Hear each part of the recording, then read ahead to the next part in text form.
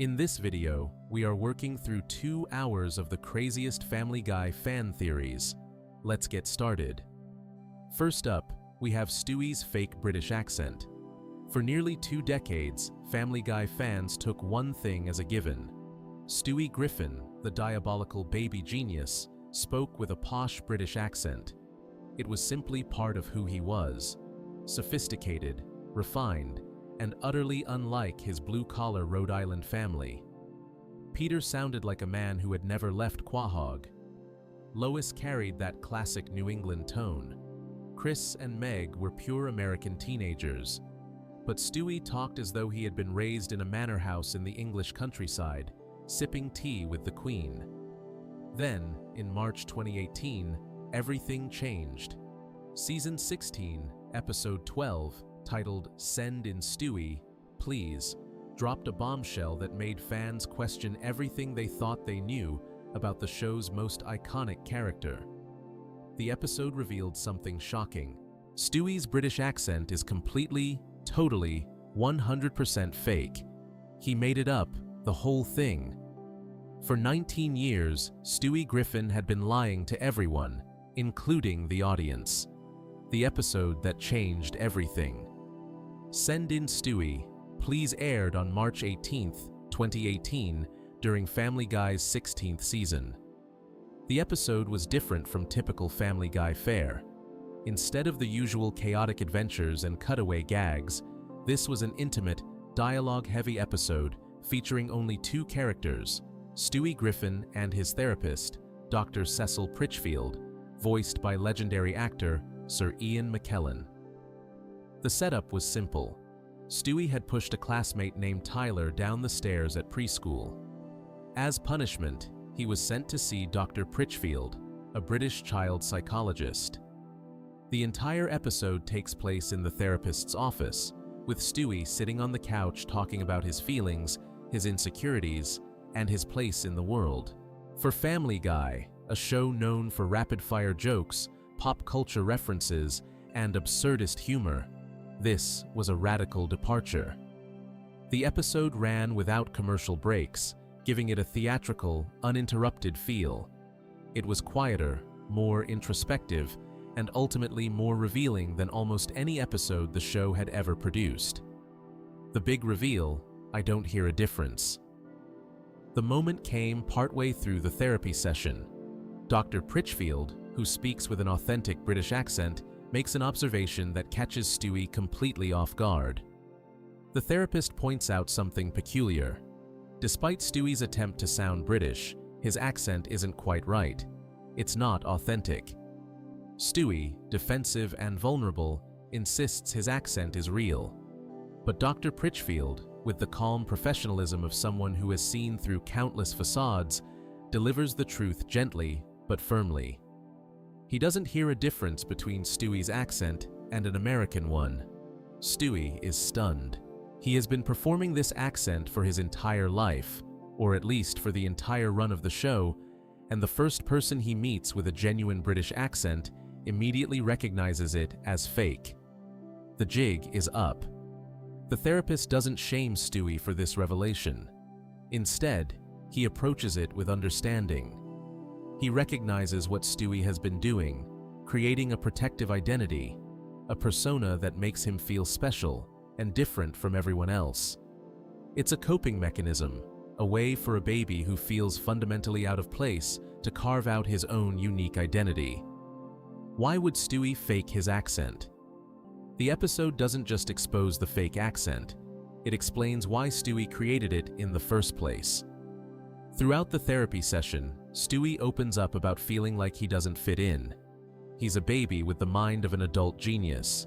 He's smarter than everyone around him. He's more sophisticated, more cultured, more aware of the world than any infant has a right to be. But being different is isolating. Stewie exists in a strange liminal space, too young to be taken seriously by adults, too intellectually advanced to relate to other children. He's stuck in a 1-year-old's body with ambitions, desires, and thoughts that would challenge most grown-ups.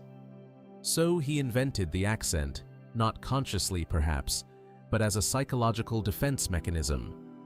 By speaking with a British accent, a way of speaking that Americans often associate with intelligence, sophistication, and class, Stewie created a verbal suit of armor. The accent became his way of saying, "I'm not like the rest of you. I'm special. I'm different. I'm better." Writer Gary Janetti, who penned the episode, explained the reasoning in an interview with TV Line shortly after the episode aired. Janetti said he liked the idea of that being the reveal, that it felt truthful that somebody who didn't feel like he fit in would create an artificial personality. To an extent, that's what Stewie has done. Janetti continued, saying that to have Ian's character, the one person Stewie is sharing this big secret with, not even hear the difference, was another fun opportunity. It felt like a good way to show Stewie's insecurities in a way that felt truthful to the history of the series. The writers always knew. What makes this revelation even more interesting is that the show's creators and writers had always known the truth. Seth MacFarlane, who created Family Guy and voices Stewie along with Peter, Brian, and several other characters, based Stewie's voice on the English actor Rex Harrison, particularly his performance in the 1964 musical film My Fair Lady. But MacFarlane never intended for Stewie to actually be British. From the very beginning, Stewie was an American baby from Rhode Island who happened to speak with an affected British accent. The question was never, "Is Stewie British?" It was, "Why does this American baby talk like he's British?" For 16 seasons, the show dropped hints. Peter and Lois both have distinctly American accents. There's never been any mention of British relatives or Stewie spending time in England as an infant. The show has established multiple times that the Griffin family is thoroughly American, with deep roots in Rhode Island.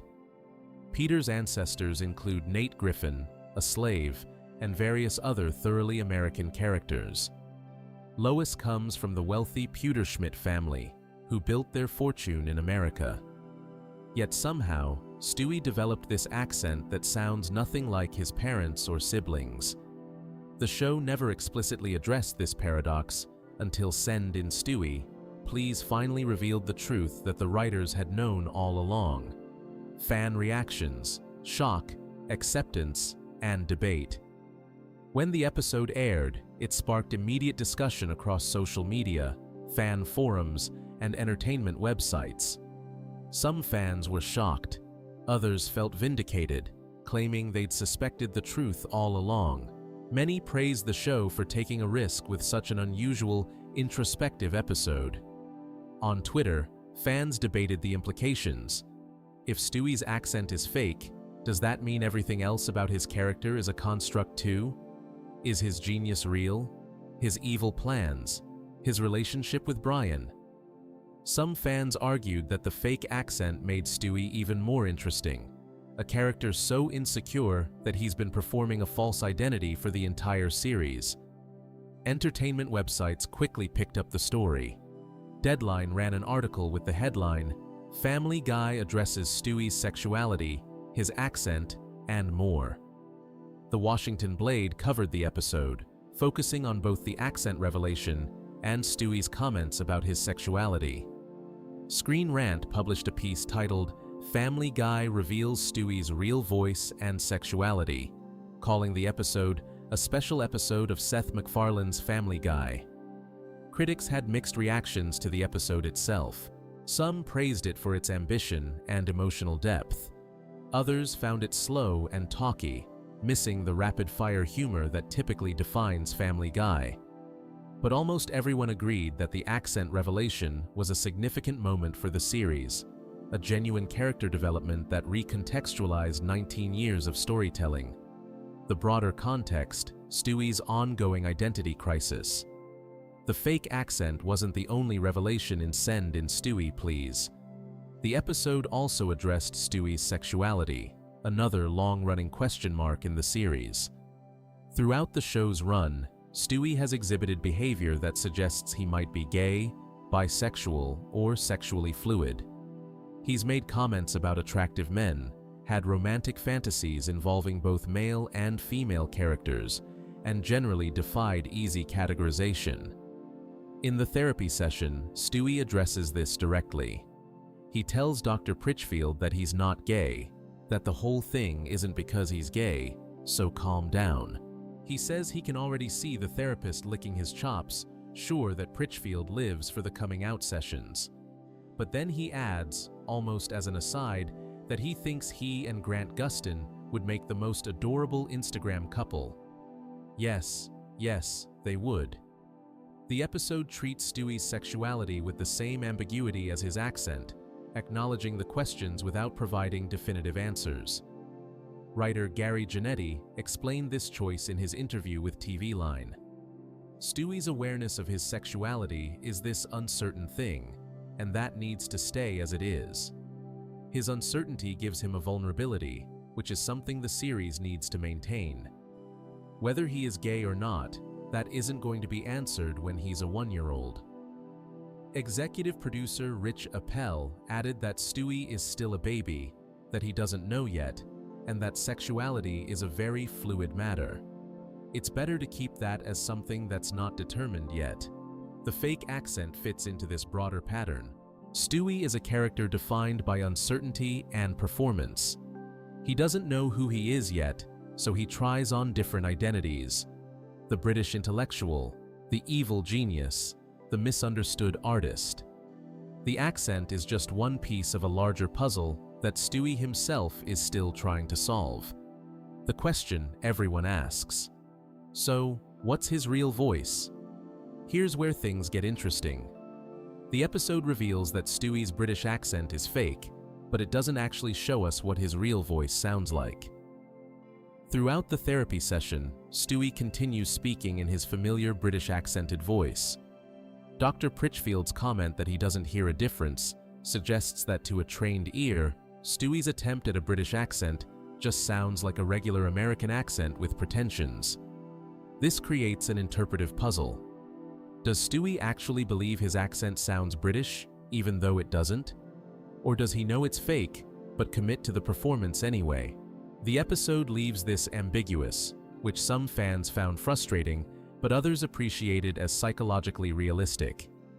In real life, Seth MacFarlane voices Stewie using his regular speaking voice, but with an affected theatrical delivery inspired by Rex Harrison. MacFarlane doesn't actually do a separate British accent voice for Stewie. He does an impression of what an American doing a theatrical, vaguely British-sounding voice would sound like. In other words, Stewie's voice has always been, on a technical level, an American pretending to sound British. This metatextual layer adds another dimension to the revelation. The audience has been hearing Stewie's fake accent all along, performed by an American voice actor, and accepting it as British because the character presents it that way. The episode forces viewers to reconsider what they've been hearing for nearly 2 decades: the Rex Harrison connection. To understand Stewie's voice, you have to understand Rex Harrison. Born in England in 1908, Harrison was a distinguished stage and film actor who became most famous for his role as Professor Henry Higgins in My Fair Lady, both on Broadway and in the 1964 film adaptation. In My Fair Lady, Harrison played a phonetics professor who teaches a working-class flower girl, Eliza Doolittle, to speak with an upper-class British accent. The role required Harrison to deliver his lines in a distinctive manner, not quite singing, not quite speaking, but a rhythmic, musical speaking style that became his trademark. Harrison's voice had a precise, clipped quality. He articulated every syllable with theatrical precision. His delivery was commanding, intelligent, and slightly condescending, exactly the qualities Seth MacFarlane wanted for Stewie Griffin. When MacFarlane created Stewie, he explicitly modeled the character's voice on Rex Harrison's performance in My Fair Lady. MacFarlane has discussed this in interviews and DVD commentaries. He wanted Stewie to sound sophisticated and villainous, with a theatrical flair that would make the character funny and memorable. The ironic connection to My Fair Lady is hard to ignore. In that story, Eliza Doolittle learns to fake an upper-class accent to fool society. In Family Guy, Stewie fakes a British accent to create a false identity. Both are stories about linguistic performance and the ways people use speech to construct their social identities. The psychological truth behind the accent. What makes the fake accent revelation work, both dramatically and comedically, is that it's psychologically plausible. Real people, especially children and adolescents struggling with identity issues, absolutely do adopt fake accents as a coping mechanism. Psychologists call this code switching or linguistic accommodation, changing the way you speak based on social context. Usually this means adopting different speech patterns in different settings, speaking more formally at work than with friends, for example. But in some cases, people adopt entirely new accents as a way of reinventing themselves. This is especially common among people who feel marginalized, different, or out of place. Adopting a new way of speaking becomes a way of signaling, "I'm not like everyone else. I'm special."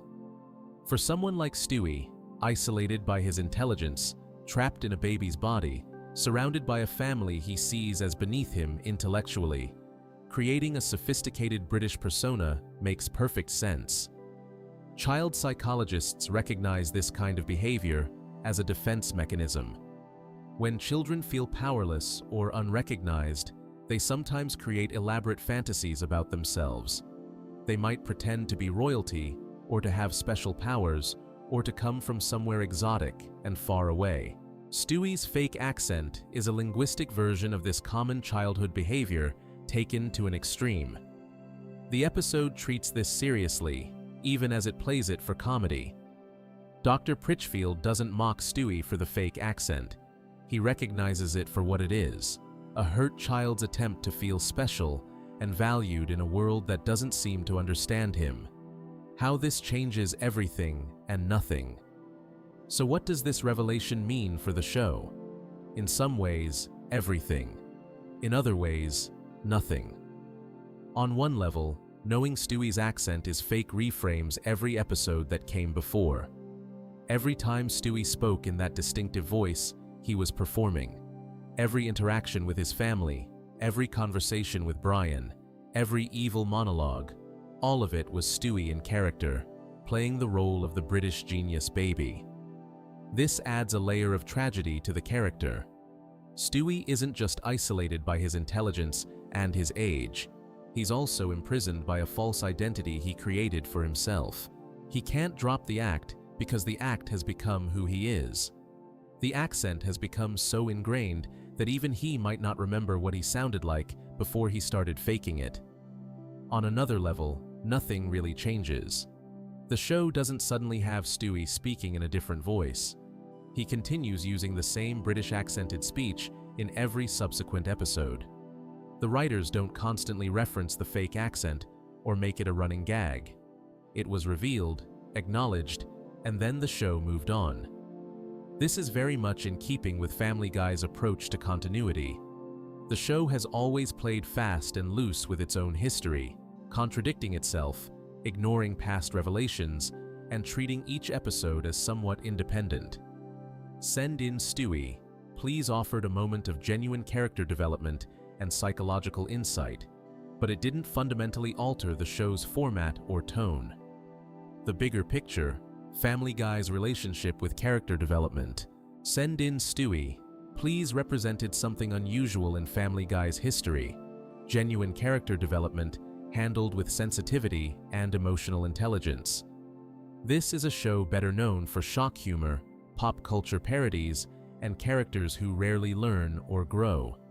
Peter Griffin remains an idiot. Lois continues to be both long-suffering and occasionally cruel. Brian stays pretentious and self-deluded. Meg is still the family punching bag. The characters exist in a kind of sitcom stasis, resetting to their default positions at the end of most episodes. But Stewie has always been different. From the beginning, Stewie has been the show's most dynamic character. He started as a genuinely evil villain bent on matricide and world domination.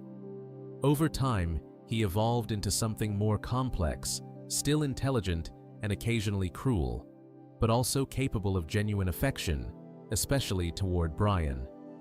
The relationship between Stewie and Brian has become the emotional heart of the show. Their road to episodes, Road to Rhode Island, Road to the Multiverse, Road to Germany, are consistently among the series' most acclaimed. These episodes pair the two characters in adventures that showcase their friendship and mutual dependency. Revealing Stewie's fake accent fits into this pattern of gradual character development. It doesn't contradict what we know about Stewie. It deepens it. It adds vulnerability to a character who often presents himself as invulnerable. It reminds us that beneath the genius, beneath the confidence, beneath the accent, Stewie is still just a baby trying to figure out who he is. The creative decision. Why reveal it now?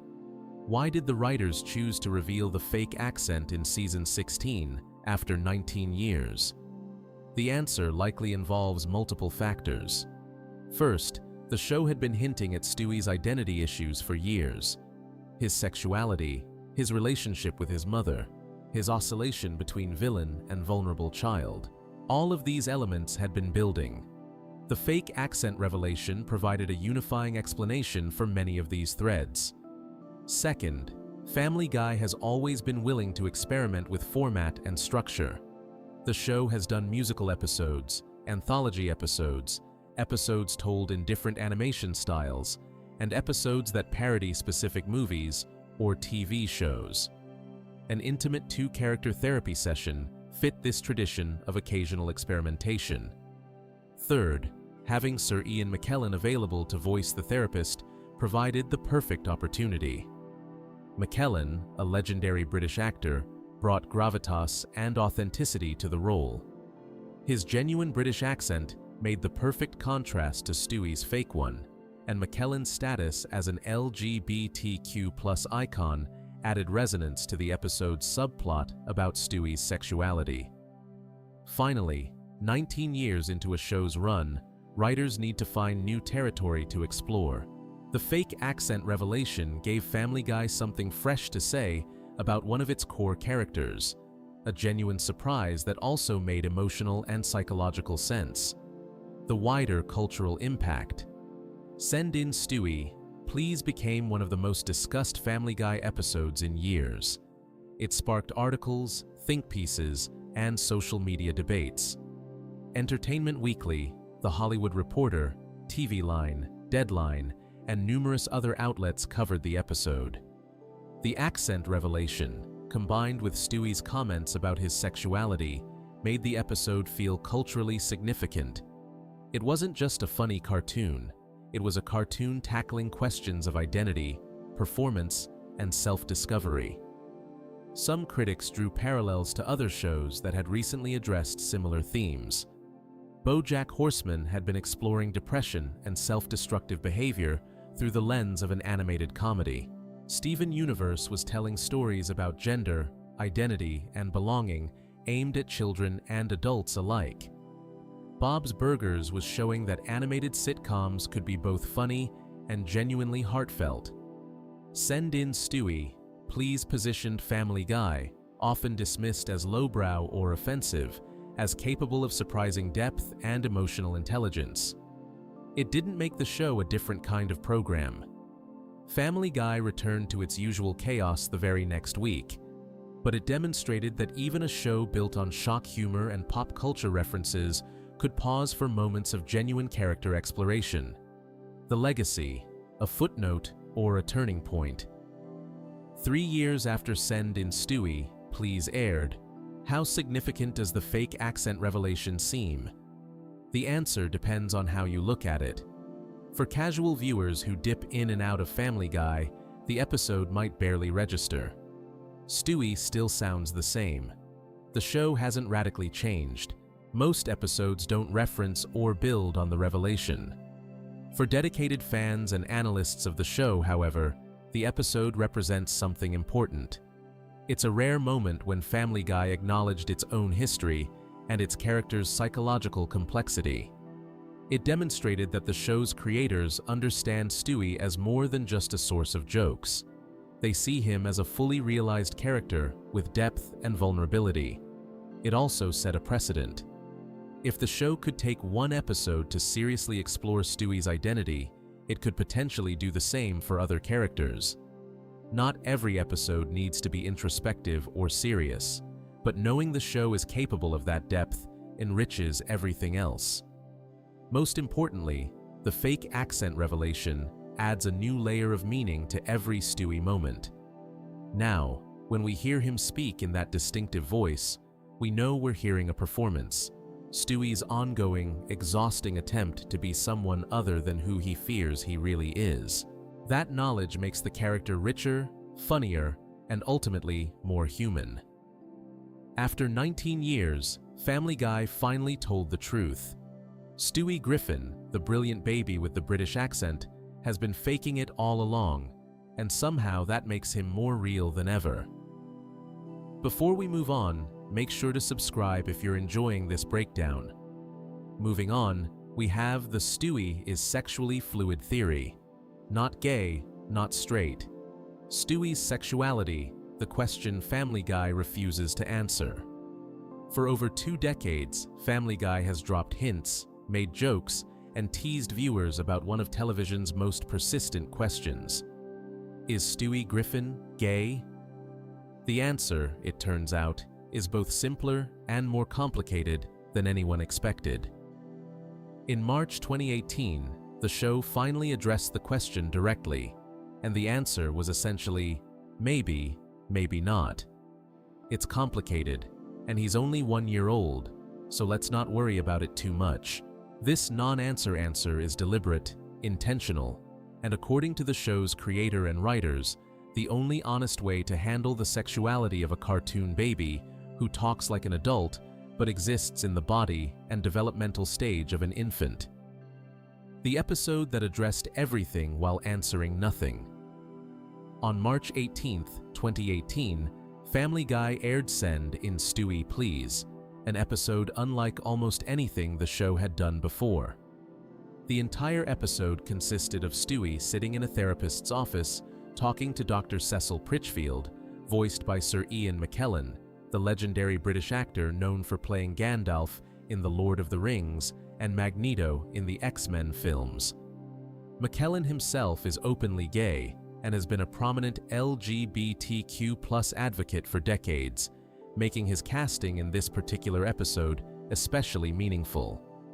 His presence signaled that the show was taking this topic seriously, even as it maintained Family Guy's characteristic humor. The setup was straightforward. Stewie had pushed another student, Tyler, down the stairs at preschool. As punishment, he was sent to see Dr. Pritchfield for a therapy session.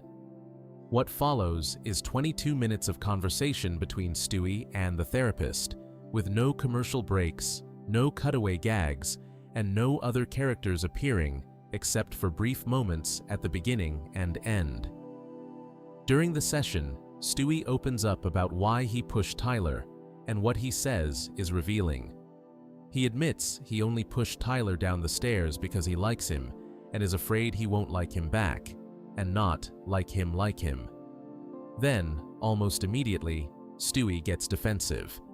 He quickly clarifies, addressing the therapist directly. He insists he's not gay, that the whole thing isn't because he's gay, so calm down, and that he can already see the therapist licking his chops, sure that Pritchfield lives for the coming out sessions. It's a fascinating moment of self-awareness and deflection. Stewie recognizes that Dr. Pritchfield might be expecting a coming out story. He pushes back against that expectation, but then, in the very next breath, he continues, saying that if anything, he's less gay than he used to be, not that anybody at this school would care. And then comes the kicker. He asks whether he thinks that Grant Gustin and he would make the most adorable Instagram couple. Yes, they would. Grant Gustin is the actor who plays the Flash on the CW television network. Stewie even explains this to the therapist, noting that Grant Gustin plays the Flash on the CW, in case Pritchfield was wondering, because, as Stewie puts it, most people over 70 probably don't know who he is. Think young Anthony Perkins. Later in the episode, Stewie uses another term to describe himself. He mentions that he's heard the word fluid being used to describe sexuality. He says, somewhat uncertainly, that fluid is something he hears being tossed around, but that he's confident in his heterosexuality. Then he asks, "That's a word, right?"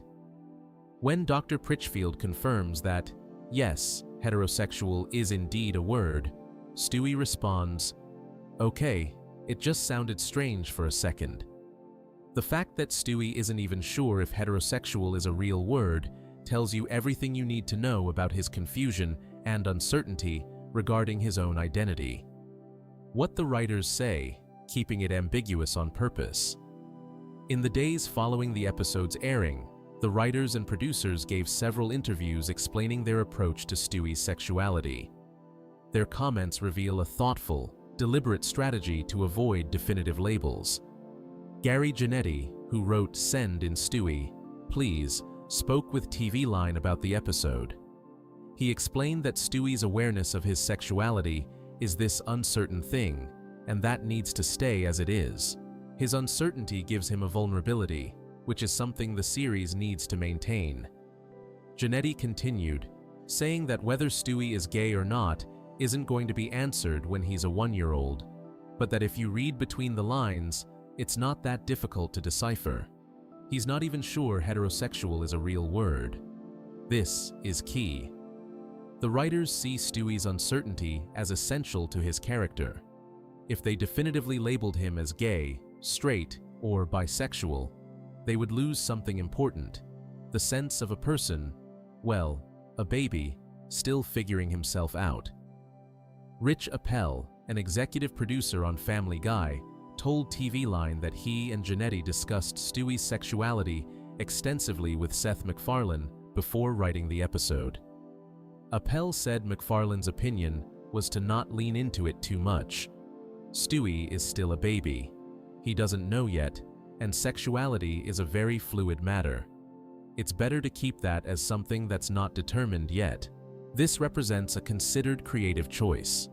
The show could have made Stewie definitively gay.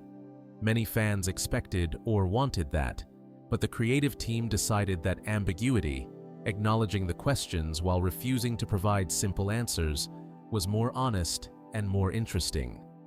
Seth MacFarlane's earlier comments predicting Stewie's future. The 2018 episode wasn't the first time the show's creators addressed Stewie's sexuality. Seth MacFarlane, who created Family Guy and voices Stewie along with Peter, Brian, and several other characters, had spoken about this issue in interviews years earlier. MacFarlane told entertainment journalists that when Stewie eventually grows up, he would likely become either homosexual or a very unhappy, repressed heterosexual. This comment appeared in multiple articles and interviews over the years, establishing MacFarlane's view that Stewie's adult sexuality would lean toward homosexuality, even if he might try to hide or repress it. MacFarlane also said in interviews that the writers all feel that Stewie is almost certainly gay, and that he's in the process of figuring it out for himself. He explained that they haven't ever really locked into it, because they get a lot of good jokes from both sides, but that they treat him oftentimes as if they were writing a gay character. This reveals the pragmatic reality of writing for a long-running comedy series. The writers believe Stewie is probably gay, but they don't want to commit completely because maintaining ambiguity allows for more comedic possibilities. They can write jokes that play on Stewie potentially being gay, and they can also write jokes that play on him potentially being attracted to women. Having it both ways gives them more material to work with. However, MacFarlane later walked back some of these comments. He pointed out that Stewie is a cartoon character, and as such doesn't need to be definitively gay or straight. Cartoon characters can exist in a state of fluid possibility that doesn't require the same kind of consistency we expect from live-action characters or real people. The evidence throughout the series, reading the signs. Over the show's 20-plus seasons, Family Guy has included countless moments that hint at Stewie's sexuality. Some suggest he's gay, others suggest he's attracted to women. Many are deliberately ambiguous, designed to keep viewers guessing. Evidence suggesting Stewie might be gay. In numerous episodes, Stewie shows attraction to male characters. He's expressed desire for men he sees on television, made suggestive comments about male celebrities, and shown romantic interest in male friends. In Patriot Games, Stewie becomes sexually aroused after seeing Tom Brady, the famous football player, showering. The show makes this reaction explicit and unmistakable. In Not All Dogs Go to Heaven, when someone asks Stewie if he's queer, he responds, "Probably." It's played as a joke, but it's also one of the few times Stewie directly acknowledges the possibility. In Chick Cancer, during the ending credits, Stewie says he could totally get into being gay. Again, it's comedic, but it suggests openness to the idea. In We Love You, Conrad, Stewie reveals his alter ego, Desiree, and mentions having multiple boyfriends, including one named Lee. In Family Gay, when Stewie mentions a straight camp, a place where gay people supposedly go to become straight, Brian notices the pamphlet is dated from the previous year, and Stewie looks uncomfortable, implying he might have attended such a camp himself. Stewie has also shown romantic or sexual interest in Brian, his best friend, and the family dog. In several episodes, particularly the Road to episodes, there are hints of something more than friendship between them, though this is always played ambiguously and often for comedy. Evidence suggesting Stewie might be attracted to women. Stewie became instantly attracted to Jillian, Brian's girlfriend, at first sight in one episode. He also expressed romantic interest in Janet, another female toddler, in Damn It, Janet. The pattern of ambiguity. What becomes clear when you look at all these moments together is that the show deliberately includes evidence pointing in multiple directions. For every scene that suggests Stewie is gay, there's another that suggests he's attracted to women. The writers are having it both ways, keeping all possibilities open. This isn't sloppy writing or inconsistency. It's a conscious choice to portray Stewie's sexuality as genuinely uncertain, genuinely in flux, genuinely undetermined. Because, as the creators keep emphasizing, he's 1 year old. Real 1-year-olds don't have a sexual orientation in any meaningful sense. They're babies. The whole premise is absurd, which is part of what makes it funny and part of what makes definitive answers feel wrong. Why this matters: representation and responsibility. The question of Stewie's sexuality might seem trivial. He's a cartoon character in an adult animated comedy known for pushing boundaries and making offensive jokes. But the way Family Guy handles this question actually matters, both for representation and for how we think about sexuality more broadly. For LGBTQ+ viewers, seeing characters who reflect their experiences on television is important. Positive representation helps people feel seen, validated, and less alone. When a show as popular and long-running as Family Guy includes a potentially gay or bisexual character, that representation reaches millions of viewers. But representation also comes with responsibility. How do you portray a gay character without relying on stereotypes? How do you make jokes about sexuality without making the sexuality itself the punchline? How do you acknowledge a character's queerness without making that their only defining trait? Family Guy's approach, treating Stewie's sexuality as uncertain and fluid, sidesteps some of these challenges while creating others. On one hand, by refusing to label Stewie definitively, the show avoids locking him into potentially stereotypical gay character storylines. Stewie remains complex, unpredictable, and multifaceted. On the other hand, some critics argue that the show's refusal to commit is itself a problem. If Stewie is gay or bisexual or pansexual, why not just say so? Why keep it ambiguous? Does the ambiguity serve the character, or does it allow the show to use queerness for jokes while avoiding any real commitment to LGBTQ+ representation? These are legitimate questions without easy answers. Different viewers will have different opinions about whether Family Guy's approach is progressive, cowardly, or something in between. The special significance of Ian McKellen. The choice to have Sir Ian McKellen voice Dr. Pritchfield wasn't accidental. McKellen is one of the most respected actors of his generation, known for both dramatic and commercial success. But he's also one of the most prominent openly gay actors in the world and a longtime LGBTQ+ advocate. McKellen came out publicly in 1988 during a BBC radio program when homosexuality was still highly stigmatized. He's been vocal about gay rights ever since, using his fame and platform to advocate for equality. He's spoken about the challenges of being a gay actor, the importance of representation, and the need for legal protections for LGBTQ+ people. Having McKellen voice the therapist in this particular episode sends a message. It says the show is taking this seriously. It's not just making gay jokes, it's engaging with questions of identity, self-discovery, and acceptance in a thoughtful way. McKellen's Dr. Pritchfield never pushes Stewie to label himself. He doesn't pressure Stewie to come out or to identify as gay, straight, or anything else. Instead, he listens, he observes, and he gently points out what he sees. When Stewie insists he's not gay, the therapist doesn't argue. He lets Stewie work through his own feelings at his own pace. This approach reflects modern psychological understanding of how to support young people questioning their sexuality.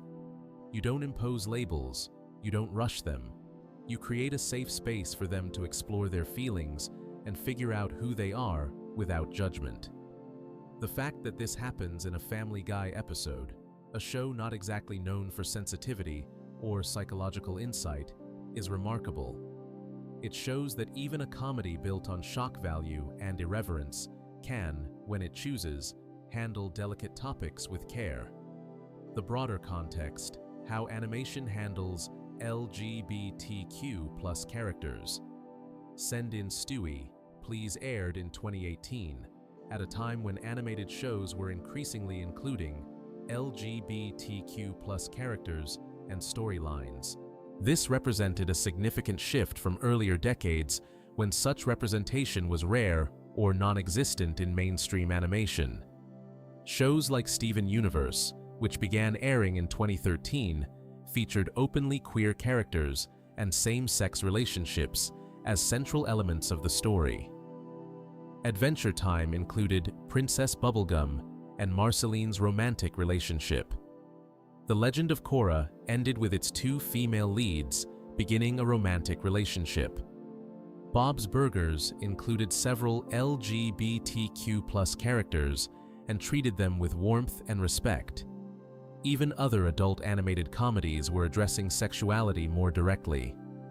BoJack Horseman featured Todd, an asexual character, and explored what that identity means.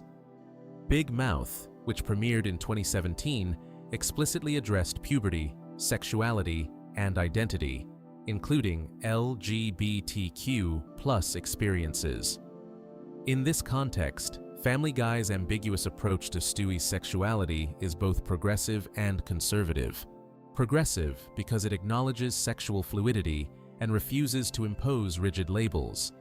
Conservative because it stops short of definitively representing a gay or bisexual main character, instead keeping everything in the realm of hints and maybes.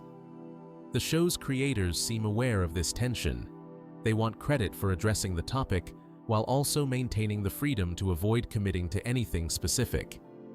Whether this represents the best of both worlds or the worst of both worlds depends on your perspective. What fluid actually means. When Stewie uses the term fluid in the therapy session, he's referencing a real term used in contemporary discussions of sexuality, sexual fluidity. This concept recognizes that sexuality exists on a spectrum and can change over time. Someone who is sexually fluid might experience attraction to different genders at different points in their life. They might feel more attracted to men at one time and more attracted to women at another. Or they might experience attraction to people regardless of gender, but with the intensity and frequency of that attraction varying over time. Sexual fluidity is different from bisexuality. though there's overlap. Bisexuality typically refers to the capacity to be attracted to more than one gender. Fluidity emphasizes the changing nature of attraction over time. The term has become more common in recent years, particularly among younger people who reject traditional categories and labels. It reflects a growing understanding that sexuality is complex and doesn't always fit into neat boxes. By having Stewie reference fluid as a term he's heard but doesn't fully understand, the show acknowledges contemporary conversations about sexuality while also emphasizing Stewie's confusion and uncertainty. He's heard the language people use to talk about these things, but he doesn't know if or how it applies to him. The comedy of uncertainty. One thing that makes Family Guy's approach work, at least some of the time, is that Stewie's sexual confusion is genuinely funny, not in a mean-spirited way, but in a relatable, awkward, human way.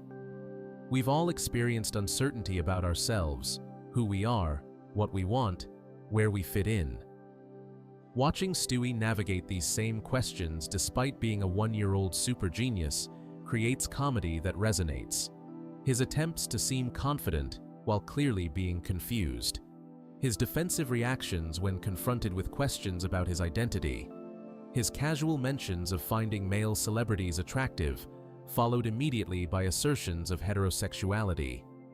All of this is comedically rich because it's psychologically true. The episode also finds humor in the therapy setting itself. Stewie's interactions with Dr. Pritchfield include funny exchanges that have nothing to do with sexuality. They discuss Stewie's accent, which is revealed to be fake, his relationship with his family, his feelings about preschool, and various other topics. The sexuality discussion is just one thread among many. This integration of the serious with the comedic is what allows the episode to work. It never becomes a very special episode that abandons humor in favor of preaching. It remains funny throughout, while still saying something meaningful about identity and self-discovery. The question of age. Can a baby have a sexual orientation? The most challenging aspect of discussing Stewie's sexuality is the unavoidable fact that he's a baby. In the show's reality, Stewie is 1 year old. Real 1-year-olds don't have romantic attractions or sexual desires. They're infants. The entire premise is absurd. Of course, Stewie isn't really a baby in any meaningful sense. He talks like an adult, thinks like an adult, and has the knowledge and capabilities of an adult genius. He builds time machines, travels to alternate dimensions, and has sophisticated opinions about culture, politics, and philosophy. The only baby thing about him is his age and his physical form. This creates a paradox. The writers want to explore questions about Stewie's identity, including his sexuality, but they also don't want to sexualize an infant, which would be deeply inappropriate. So they're stuck in this weird middle ground where they acknowledge that Stewie seems to have romantic or sexual feelings, but also emphasize that he's too young to really understand or act on those feelings. The solution they've found is to keep everything ambiguous and undetermined. By having Stewie say things like, "I'm confident in my heterosexuality," followed immediately by, "That's a word, right?" They signal that he's confused, uncertain, and still figuring things out. He's not making definitive statements about his orientation because he's not old enough to know. This might be the most honest approach possible given the inherent weirdness of the character. Stewie exists in a liminal space between childhood and adulthood, between innocence and experience, between not knowing and knowing too much. His sexuality, fittingly, exists in a similar liminal space, acknowledged but undefined, present but not yet actualized. The impact and legacy. 3 years after Send in Stewie, Please aired, what's the lasting impact? How did this episode change Family Guy? And how did it influence broader conversations about animated characters and LGBTQ+ representation? The honest answer is not much changed. Family Guy continued being Family Guy. Stewie continued being Stewie. The show didn't suddenly become a champion of LGBTQ+ representation, and it didn't stop making edgy jokes about sexuality and identity. But the episode did demonstrate something important. Even a show built on irreverence and shock humor could pause for a moment of genuine character exploration. Even a show that regularly crosses lines and offends people could handle a sensitive topic with relative care and thoughtfulness. For fans, the episode provided clarity without resolution. We now know officially that Stewie's sexuality is deliberately ambiguous. The creators aren't going to give us a definitive answer because they don't think there should be one. Stewie is a baby figuring himself out, and that process doesn't have a neat conclusion. For critics and analysts, the episode provided a case study in how animated comedies navigate representation. It showed both the possibilities and the limitations of the format. Animation allows for absurd premises, a one-year-old genius with romantic feelings that would be impossible in live action, but it also creates challenges. How do you meaningfully explore sexuality when your character is literally an infant? The episode was covered extensively when it aired. Deadline ran the story with the headline, "Family Guy addresses Stewie's sexuality, his accent, and more." Screen Rant published Family Guy reveals Stewie's real voice and sexuality. Gay Times ran a piece titled, "Stewie finally addresses his sexuality in the latest episode of Family Guy." Entertainment outlets from The Washington Blade to TV Line to various pop culture websites discussed the episode and its implications. This media attention gave the episode significance beyond its immediate content. It became a cultural moment, a talking point, a reference in ongoing conversations about representation and identity in media. Living in the questions. Ultimately, Family Guy's approach to Stewie's sexuality is about living in the questions rather than rushing to answers. It's about acknowledging complexity, embracing ambiguity, and recognizing that not everything needs to be definitively resolved. For some viewers, this is frustrating. They want clarity. They want Stewie to be definitively gay, or definitively bisexual, or definitively something they can point to and say, "There, that's what he is." For others, the ambiguity is refreshing. It reflects the reality that many people experience, the sense that sexuality isn't always clear-cut, that attraction can be complicated, that identity is something we work out over time, rather than something we're born knowing with certainty. Stewie's statement that he's less gay than he used to be is particularly interesting because it suggests his sexuality is changing over time. He's not fixed in one orientation. He's evolving, shifting, figuring himself out as he goes. This is actually quite progressive, even if it doesn't look like traditional representation. It suggests that sexuality can be fluid, that it's okay not to have all the answers, and that the process of self-discovery is ongoing and never fully complete. When Dr. Pritchfield asks about Stewie pushing Tyler down the stairs, and Stewie admits he did it because he likes Tyler, but is afraid Tyler won't like him back, we see something universal. Every human has felt that fear, the fear of rejection, of not being liked back, of putting yourself out there and being hurt. Whether Stewie's feelings for Tyler are romantic, platonic, or something else doesn't really matter. What matters is the vulnerability, the fear, the desire for connection. Those feelings are real regardless of what label we put on them. And maybe that's the point. Maybe Family Guy isn't being cowardly or evasive by refusing to label Stewie's sexuality. Maybe they're recognizing that the label matters less than the experience, the confusion, the discovery, the gradual process of figuring out who you are and what you want. Stewie Griffin is sexually fluid, or maybe he's gay, or maybe he's bisexual, or maybe he's still too young to know, or maybe he'll never know with certainty, or maybe he knows but isn't ready to admit it. All of these things might be true, and after 20 years of Family Guy, that's the only answer we're going to get. Stewie is Stewie, complicated, contradictory, still figuring himself out, just like the rest of us. Before we move on, make sure to subscribe if you're enjoying this breakdown. Moving on to the theory that Brian's alcoholism is literally killing his brain. Brian's alcoholism is destroying his mind, the tragic decline of Family Guy's smartest character. When Family Guy premiered in 1999, Brian Griffin was the voice of reason.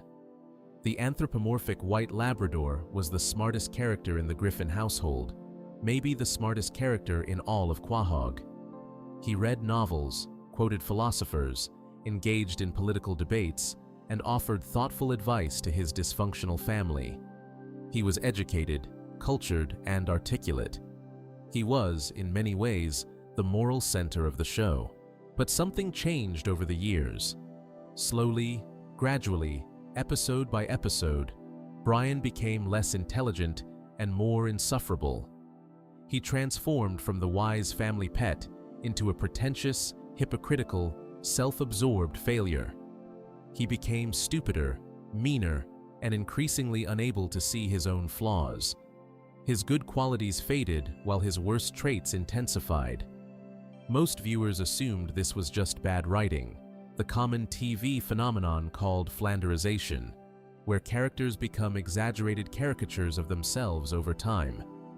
The name comes from Ned Flanders on The Simpsons, who started as a friendly, mildly religious neighbor and gradually became a one-dimensional religious fanatic. But one fan theory offers a darker, more disturbing explanation. Brian isn't suffering from bad writing. He's suffering from brain damage. His cognitive decline isn't a creative choice by lazy writers. It's a realistic portrayal of what alcohol and drug abuse do to the human brain. Brian's personality changes track almost perfectly with the neurological damage that occurs in real-life alcoholics and addicts. The theory: alcoholism is literally killing Brian's brain. The theory was popularized by a Reddit user, whose analysis quickly went viral in the Family Guy fan community. The post was subsequently cited on major entertainment websites, including Ranker and WatchMojo, spreading the theory to a much wider audience. The core argument is simple, but devastating. Brian has been an alcoholic and drug user throughout the entire series. He drinks heavily in almost every episode, often starting in the morning. He's been shown using marijuana, cocaine, and various other substances. He's never sober. He's been abusing alcohol and drugs continuously for over 20 years of showtime and more than 20 years of real time.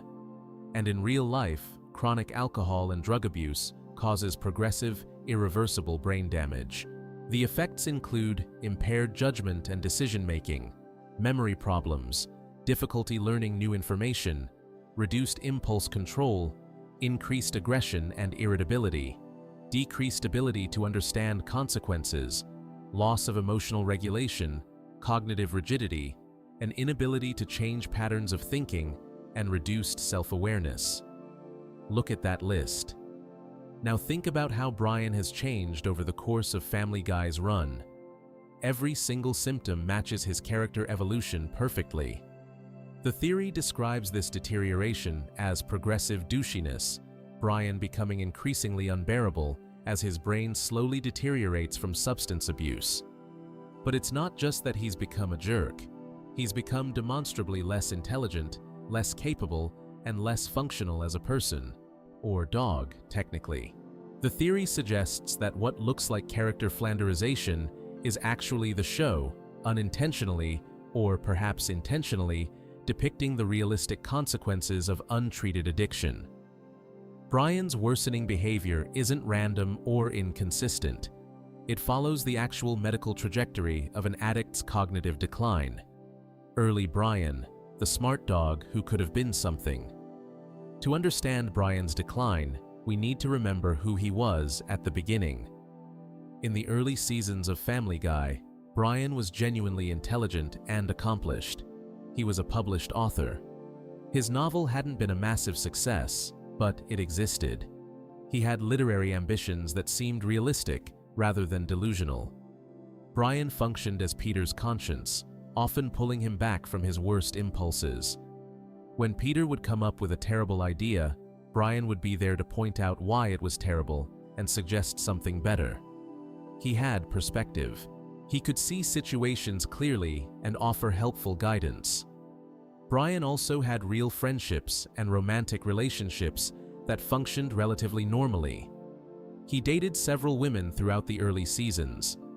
These relationships had problems, sure, but they were recognizable human problems, communication issues, different life goals, ordinary incompatibilities.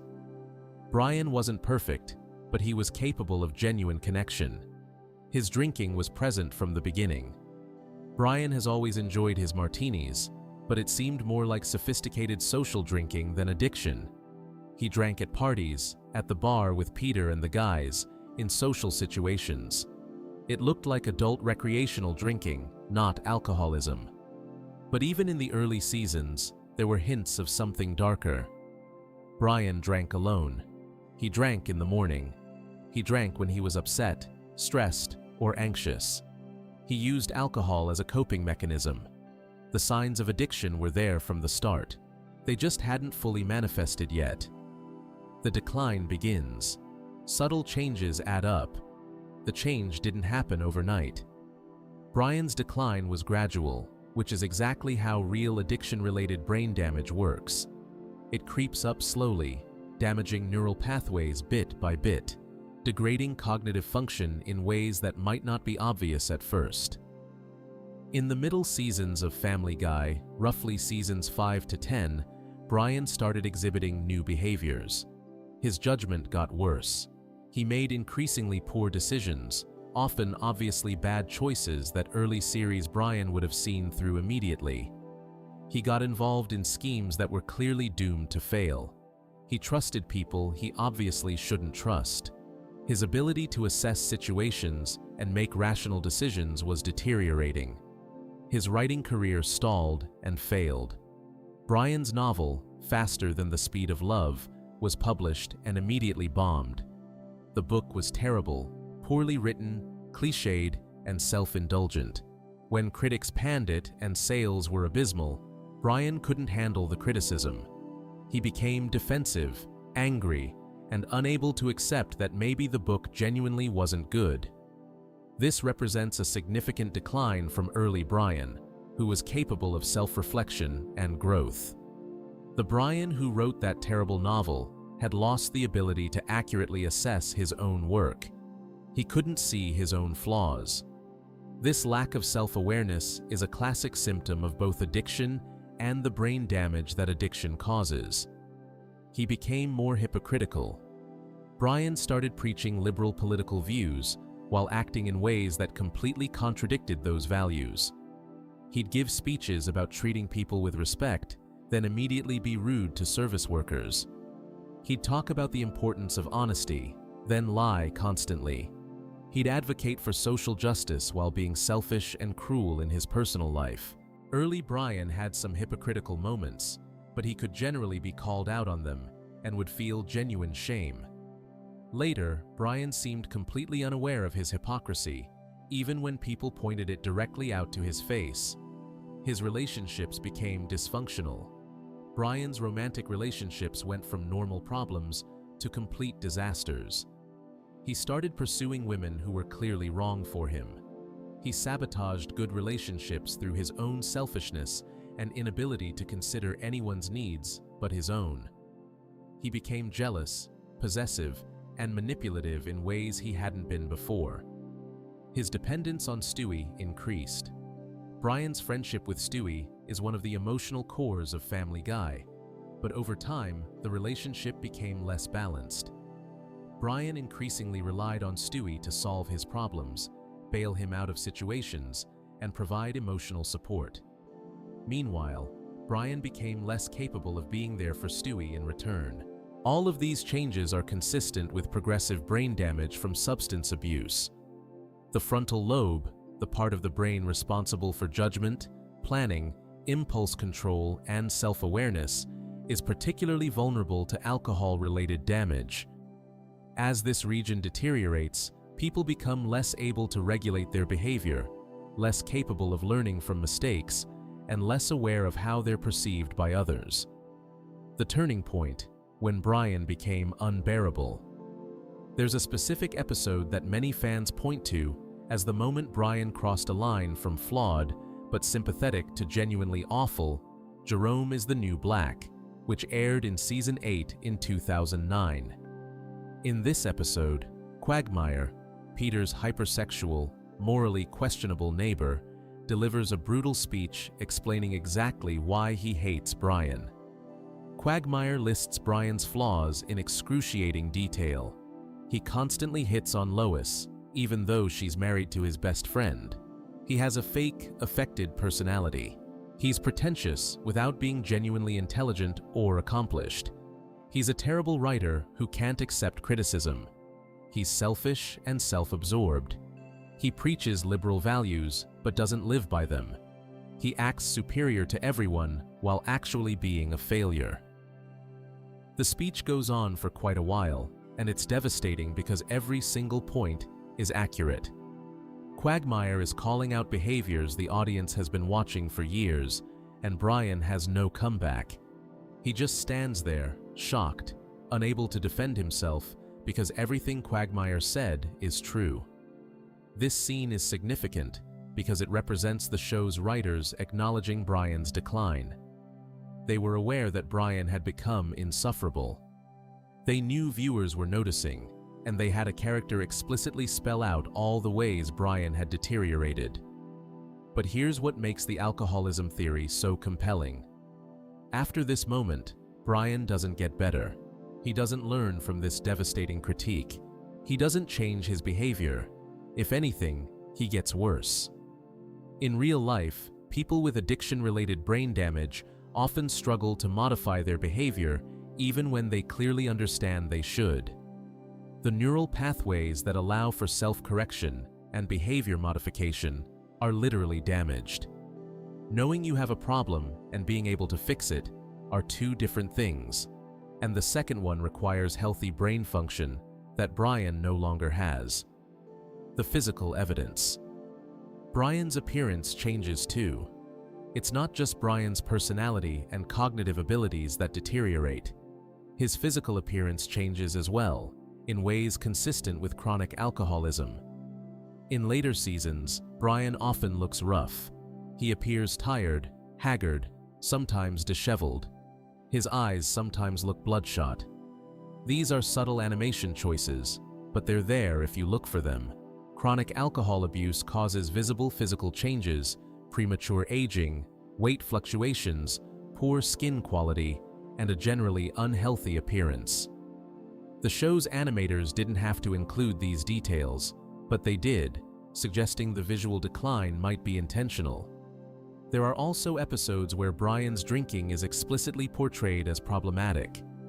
In Road to Rhode Island, Season 2, 2000, we learn that Brian's mother died and was stuffed by her owners, a traumatic discovery that Brian deals with by drinking. In multiple episodes, Brian is shown drinking to cope with stress, rejection, or disappointment. In Brian's Got a Brand New Bag, Season 8, 2009, Brian dates a much older woman, and his friends stage an intervention. The intervention is about the age gap relationship rather than the drinking, but during the intervention scene, Brian is holding a drink, highlighting how alcohol is always present in his life. The show has never done a very special episode about Brian's alcoholism. There's never been a moment where he admits he has a problem and goes to rehab. His drinking is just a constant background element of his character, which is exactly how real functional alcoholics often operate. They drink constantly. Everyone knows they drink constantly, but it's normalized to the point where nobody really addresses it. Comparing early Brian to late Brian, a side-by-side analysis. To really see Brian's decline, it helps to directly compare his behavior across different eras of the show. Intelligence and competence. Early Brian, Seasons 1 to 4, reads literature, makes intelligent observations, solves problems, helps the family navigate challenges. Late Brian, Seasons 15 and beyond, makes stupid decisions, can't solve basic problems, offers terrible advice that makes situations worse. Writing career. Early Brian has published work, takes writing seriously, shows actual talent. Late Brian publishes a terrible novel that fails, can't handle criticism, hasn't written anything successful in years, and deludes himself about his abilities. Self-awareness. Early Brian is capable of recognizing his own flaws, can be embarrassed when called out, shows growth. Late Brian is completely blind to his own behavior, can't accept criticism, and doesn't learn from mistakes. Relationships. Early Brian has normal relationships with genuine connections and is capable of considering a partner's needs. Late Brian sees every relationship fail due to his selfishness, can't maintain healthy connections, and sabotages any potential happiness. Hypocrisy. Early Brian is occasionally hypocritical, but generally tries to live up to his stated values. Late Brian has a massive gap between what he says and what he does, and is completely unaware of his own hypocrisy even when it's explicitly pointed out. Emotional regulation. Early Brian can handle disappointment and setbacks with relative maturity. Late Brian is emotionally volatile, aggressive when challenged, and can't cope with criticism or failure. Relationship with Stewie. Early Brian has an equal partnership where both characters benefit from the friendship. Late Brian is increasingly dependent on Stewie, less capable of reciprocating support. Every single category shows clear deterioration over time, and every category of decline matches symptoms of alcohol-related brain damage. The drug use makes it even worse.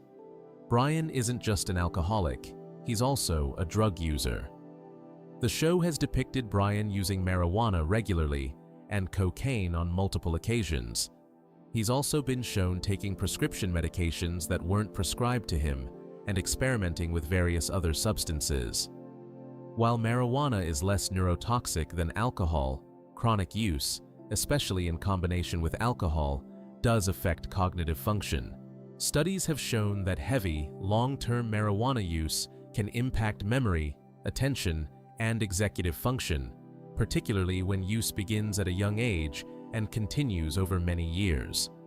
Cocaine is significantly more dangerous. Cocaine causes cardiovascular damage, but it also has serious neurological effects. It damages the prefrontal cortex, reduces overall brain volume, accelerates brain aging, and causes cognitive deficits that can persist long after someone stops using. The combination of alcohol, marijuana, cocaine, and whatever else Brian has consumed over the years would create a synergistic effect, each substance magnifying the damage caused by the others. His brain isn't just dealing with one toxic substance, it's dealing with multiple neurotoxins simultaneously over an extended period. In medical terms, Brian would be classified as a polysubstance abuser, someone who regularly uses multiple drugs. Polysubstance abuse is associated with more severe cognitive impairment, worse treatment outcomes, and faster progression of addiction-related damage. Real-life parallels. When smart people drink themselves stupid. The tragedy of Brian's story is that it mirrors real-life stories of intelligent, talented people who destroyed their potential through addiction. There are countless examples of writers, artists, intellectuals, and professionals who started out brilliant and ended up shells of themselves due to substance abuse. Writers in particular have a notorious association with alcoholism. Ernest Hemingway, F. Scott Fitzgerald, Raymond Carver, Dorothy Parker, Tennessee Williams, Jack Kerouac, and countless others struggled with alcohol. Some died from it.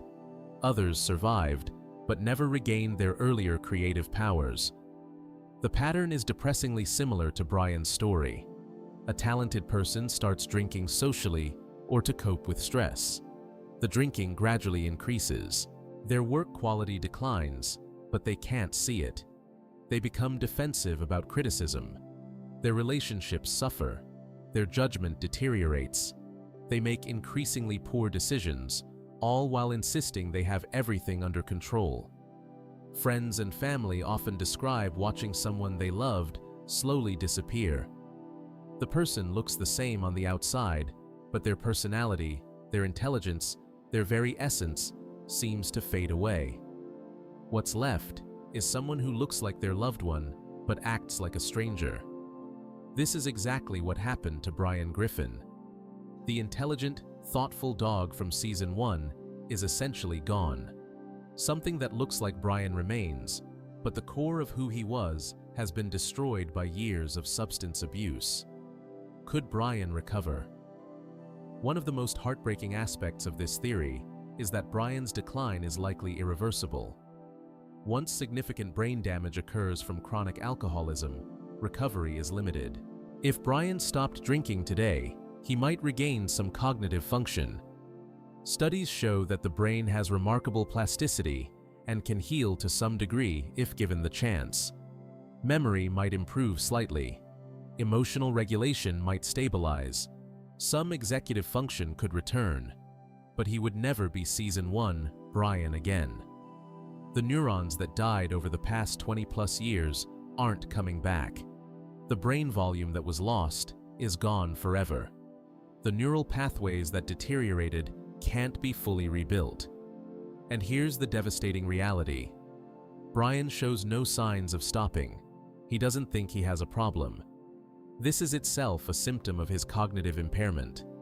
The very brain damage that's destroying him prevents him from recognizing that anything is wrong.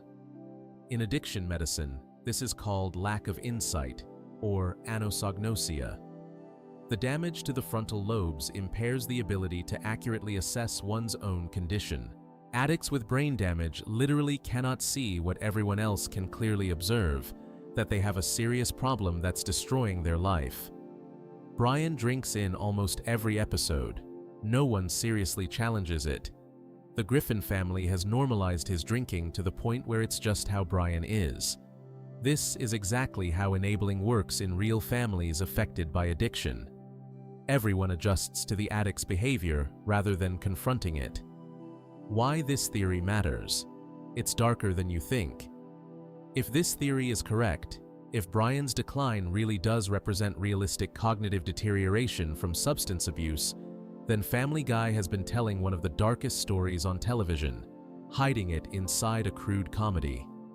We're watching someone we care about slowly destroy themselves. We're watching brain damage occur in real time, episode by episode, season by season. We're watching addiction kill someone, just very, very slowly. And we're laughing because it's a comedy. Because the show presents everything with humor and irreverence. Because it's a cartoon, so nothing feels quite real.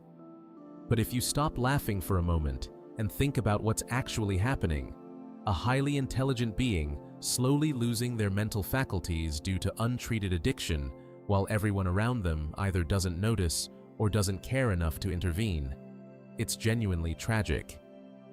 The theory suggests that Family Guy is either unintentionally creating a realistic portrait of addiction-related cognitive decline through what they thought was just character flanderization, or deliberately showing this decline but disguising it as comedy, trusting that some viewers will see through the jokes to the darker reality underneath. Either way, it's disturbing. It recontextualizes every Brian episode. Every stupid decision he makes isn't just a joke. It's evidence of ongoing neurological damage. Every time he drinks, he's making himself worse. Every time he fails to learn from his mistakes, it's because his damaged brain can't form the neural connections necessary to change. The evidence keeps adding up. The more you look at Brian's story through the lens of addiction-related cognitive decline, the more evidence you find.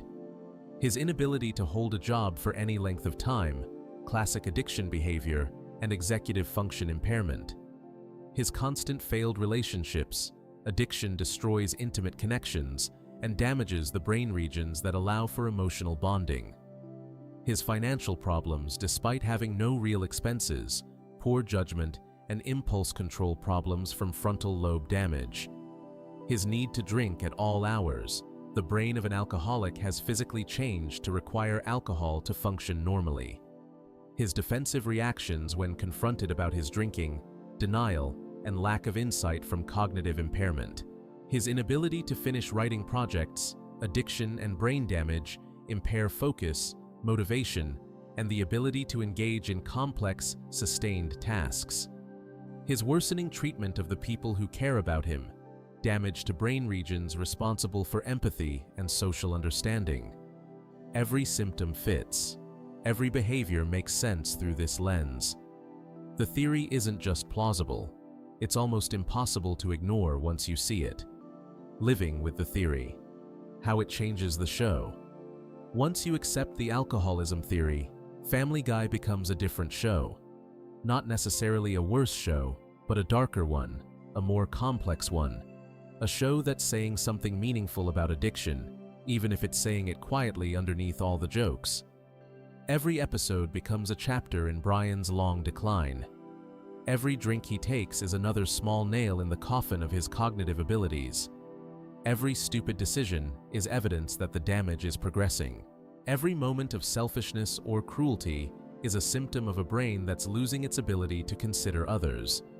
And because this is an animated sitcom where characters don't age and consequences rarely stick, Brian's decline might continue forever. He'll never hit rock bottom and get help. He'll never have a moment of clarity and choose recovery. He'll just keep drinking, keep declining, keep becoming a worse version of himself, episode after episode, season after season, for as long as Family Guy continues to air. That's the bleakest part of the theory. In real life, addiction stories can have different endings. People can recover, they can get help, stop using, and rebuild their lives. The brain damage might be permanent, but they can adapt, develop coping strategies, and find new ways to function. But Brian can't recover because the show needs him to stay exactly as he is. He's locked into this state of decline forever. He's trapped in a hell of his own making, unable to change, unable to escape, unable to even recognize that anything is wrong. We're watching someone die slowly. We've been watching it for over 20 years, and it's presented as comedy. That's the theory. That's what the fan analysis saw, and what thousands of fans came to recognize. Brian Griffin isn't getting dumber because the writers are bad at their jobs. He's getting dumber because that's what alcohol does. His cognitive decline isn't a mistake. It's the most realistic thing about him. And once you see it, you can't unsee it. Brian's tragedy becomes the dark heart of Family Guy, hiding in plain sight, disguised as jokes about a drunk dog who thinks he's better than everyone else. He was better than everyone else once, before the drinking destroyed his brain, before the addiction took away everything that made him special, before 20+ years of substance abuse killed the person he used to be, leaving only this damaged, declining shadow. That's the theory, and it explains everything. Before we move on, make sure to subscribe if you're enjoying this breakdown. Moving on to the theory that Quahog's polluted water causes the town's insanity.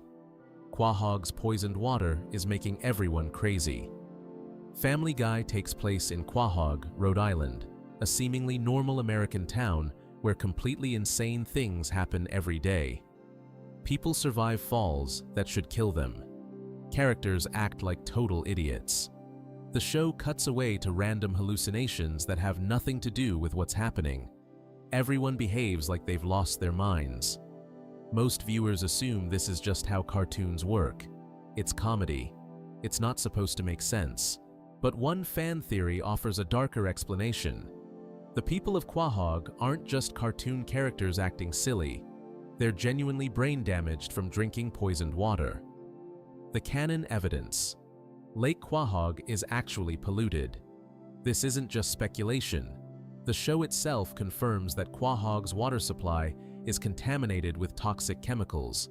This is canon. It actually happened in multiple episodes. In Season 5, Episode 3, Hell Comes to Quahog, 2006, a giant superstore called Superstore USA opens in town. The store sells everything cheaply, but drives all the local businesses out of operation. The episode shows the negative impacts of the megastore on the community. But the most important detail happens in Season 5, Episode 18, It Takes a Village Idiot, and I Married One, 2007. In this episode, Lois runs for mayor of Quahog against incumbent Adam West. During her campaign, she discovers something shocking. Lake Quahog has been seriously polluted by waste from the Quahog oil refinery. The pollution is so bad that when the Griffin family goes swimming in the lake, they all lose their hair. Every single one of them goes completely bald from the toxic water. This is how severe the contamination is. It causes immediate physical damage. Lois, as the new mayor, makes cleaning up Lake Quahog one of her priorities. She actually succeeds in getting the lake cleaned. The water becomes safe again. The town celebrates. But then Lois gets corrupted by power and money. Bob Grossbeard, the CEO of Quahog Oil Refinery, bribes her with an expensive fur coat. In exchange, Lois allows him to resume dumping toxic waste into Lake Quahog. The pollution returns. This isn't a throwaway joke. The show explicitly establishes that Quahog's water supply has been poisoned with industrial chemicals for years, was briefly cleaned up, and then was deliberately repolluted for profit. The theory: the chemicals are destroying everyone's brains. Here's where the theory gets dark.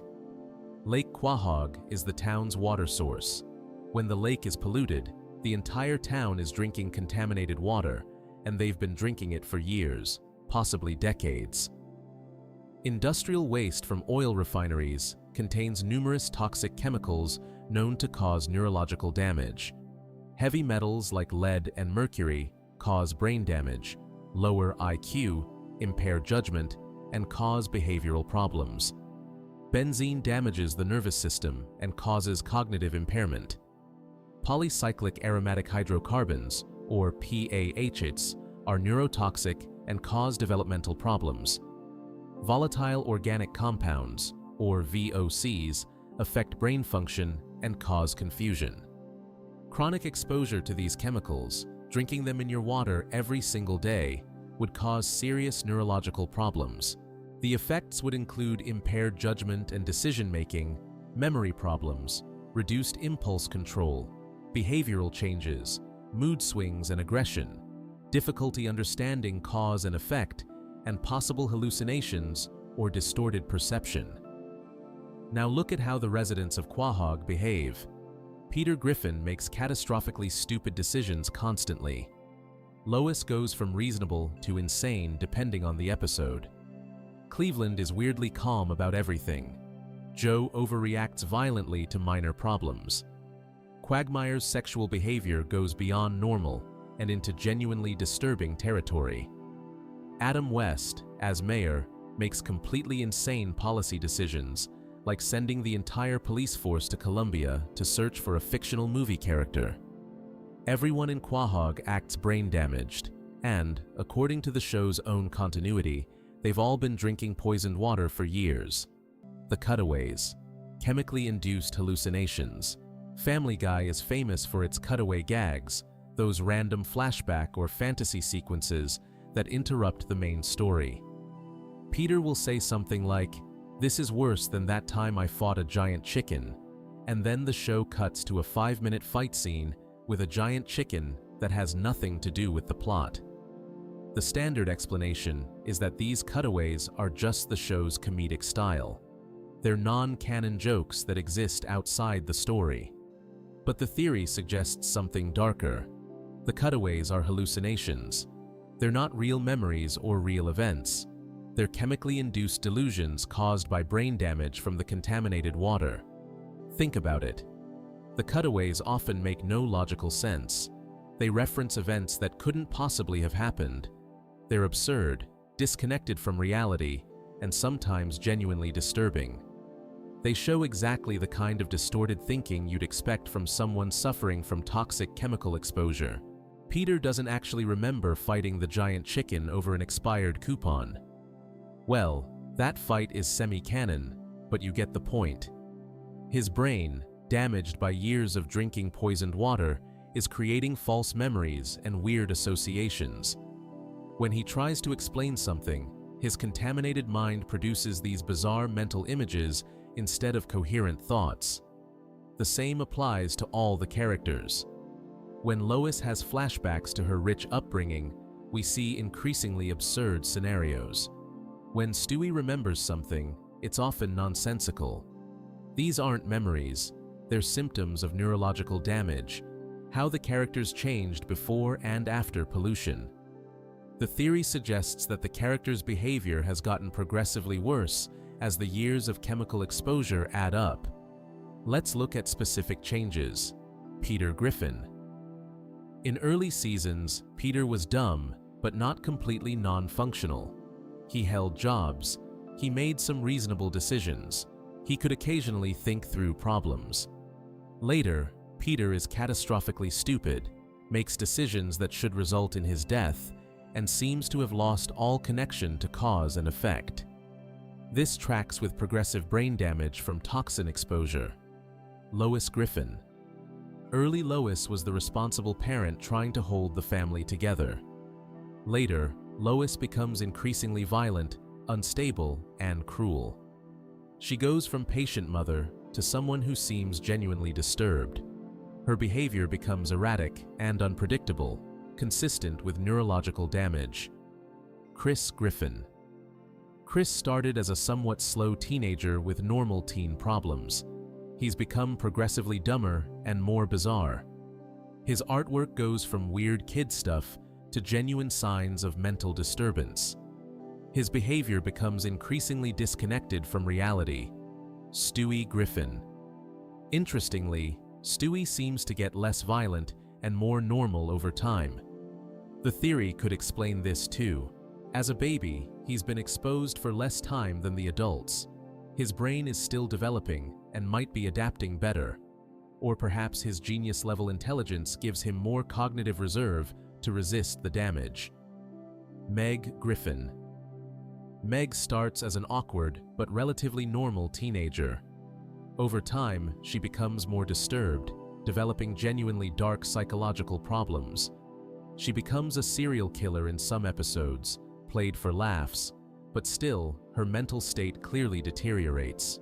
Every character shows signs of progressive neurological decline consistent with chronic exposure to neurotoxic chemicals. The timeline. When did the pollution start? The show establishes that the Quahog oil refinery has been dumping waste into Lake Quahog for a long time, probably since before the series started. This means the Griffin family and other residents have been drinking contaminated water from the very beginning. But the damage would be cumulative. The longer you're exposed, the worse the effects become. This explains why the characters seem to get crazier as the seasons progress. Season 1. Peter is noticeably different from Season 20 Peter. His stupidity has intensified, his judgment has worsened, his behavior has become more extreme. This isn't just the writers running out of ideas, it's the realistic progression of someone who's been ingesting neurotoxins for 20+ years. The same pattern appears across the whole cast. Everyone gets worse over time. Their decision-making deteriorates. Their behavior becomes more erratic. Their grip on reality loosens. If you plot the show's timeline against real-world data on chronic toxin exposure, the progression matches almost perfectly. The characters are showing exactly the symptoms you'd expect at each stage of long-term poisoning. Real-world parallels. When pollution destroys communities. This isn't science fiction. Real communities have been devastated by water contamination. Flint, Michigan. Lead contamination in the water supply caused widespread health problems, including neurological damage in children. The effects included behavioral problems, learning difficulties, and developmental delays. Woburn, Massachusetts. Industrial solvents contaminated the water supply. Residents developed cancer and other serious health problems. The case became famous through the book and movie A Civil Action. Camp Lejeune, North Carolina. From the 1950s to the 1980s, Marines and their families drank water contaminated with industrial solvents. Thousands developed serious health problems, including neurological disorders. Love Canal, New York. An entire neighborhood was built on a toxic waste dump. Residents suffered health problems for years before the contamination was discovered. In every case, people initially didn't realize anything was wrong.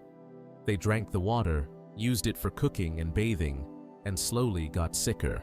The effects were gradual enough that people didn't immediately connect their symptoms to the water. Behavioral changes were common. People became more irritable, had difficulty thinking clearly, made poor decisions, and experienced mood swings. These weren't character flaws. They were neurological symptoms of chemical poisoning. Quahog's situation mirrors these real-world disasters. An industrial facility pollutes the local water supply. Authorities either don't notice or don't care. Residents drink the contaminated water for years. Everyone gradually becomes more dysfunctional. By the time anyone realizes what's happening, the damage is already done. Why nobody does anything? The damage prevents recognition. Here's the truly dark part of the theory. The contaminated water damages people's brains so severely that they lose the ability to recognize there's a problem. The frontal lobe, the brain region responsible for judgment, planning, and problem-solving, is particularly vulnerable to toxic damage. When this region is impaired, people lose the ability to recognize they have a problem, connect cause and effect, plan solutions, follow through on decisions, and understand long-term consequences. This means the very thing that's destroying Quahog's residents also prevents them from doing anything about it. They're trapped in a cycle. The pollution makes them stupid, and their stupidity prevents them from stopping the pollution. Lois briefly cleaned up the lake when she became mayor, but then she took a bribe and allowed the pollution to resume. Why would she do something so obviously harmful? Because her brain, already damaged by years of toxin exposure, couldn't properly assess the long-term consequences. The immediate reward, a nice coat, outweighed the abstract future harm, continued poisoning of the entire town. Mayor Adam West makes insane decisions throughout the series, spending tax money on ridiculous projects, creating absurd laws, and generally being completely unfit for office. Is he just crazy, or is his brain so damaged by drinking contaminated water that he's literally incapable of rational governance? The theory suggests everyone in Quahog is cognitively impaired to the point where they can't solve the problem that's impairing them. They're stuck. Why the Griffins don't move away? If life in Quahog is so crazy and dangerous, why doesn't the Griffin family just leave? This is a question many viewers have asked. The theory provides an answer. They're too brain damaged to realize they should leave.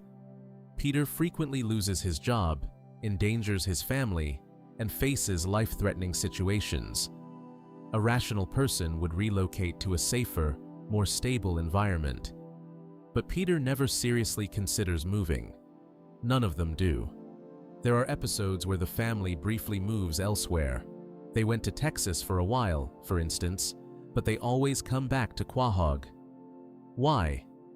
The theory suggests they're psychologically dependent on the contaminated water. Their brains have adapted to the toxins to the point where they need them to function. Leaving Quahog and drinking clean water elsewhere would essentially put them into withdrawal. They'd feel wrong, uncomfortable, not like themselves. This is similar to how real addiction works. An addict's brain physically changes to require the drug. Without it, they feel terrible. With it, they feel normal, even though they're actually impaired. The residents of Quahog have been drinking poisoned water so long that clean water would feel strange to them. Their brains have rewired around the toxins. Leaving would mean confronting how damaged they've become, something their impaired brains are incapable of doing. The show's awareness. Are the writers in on it? Did the Family Guy writers intentionally create a story about a town slowly being poisoned into insanity? Or is this just a fan theory, reading too much into coincidental details? The evidence suggests the writers are at least somewhat aware. They explicitly established the water pollution as canon. They showed the harmful effects. They demonstrated that authorities, meaning Lois, can be bribed to allow the pollution to continue. But they've never done an episode that directly addresses the theory. There's never been a moment where someone says, "Hey, maybe all our crazy behavior is because we've been drinking poison for 20 years. This could mean the writers planted the pollution storyline as a subtle explanation for the show's absurdity, trusting smart viewers to make the connection. Or they established the pollution for one episode's plot and didn't think about the larger implications. Or they're vaguely aware that the pollution could explain things, but prefer to keep it ambiguous. Regardless of intent, the pieces fit together. The show gives us all the information needed to construct this theory. The pollution is real, the symptoms match, and the timeline works. Other weird Quahog events explained. The poisoned water theory doesn't just explain why characters act crazy, it explains other weird aspects of Quahog's reality. Why people survive impossible injuries, their biology has been altered by chemical exposure. They're no longer quite human in the normal sense. Why reality seems inconsistent. It's not reality that's inconsistent, it's everyone's perception of reality, warped by neurotoxic damage. Why nobody seems to remember major events, the toxins cause memory problems and cognitive impairment. Why the town faces constant disasters, the authorities are too brain damaged to govern properly or respond to crises effectively. Why businesses constantly fail and reappear, nobody can run a business competently when their brains are poisoned. Why the police are incompetent, the entire police force drinks the same contaminated water as everyone else.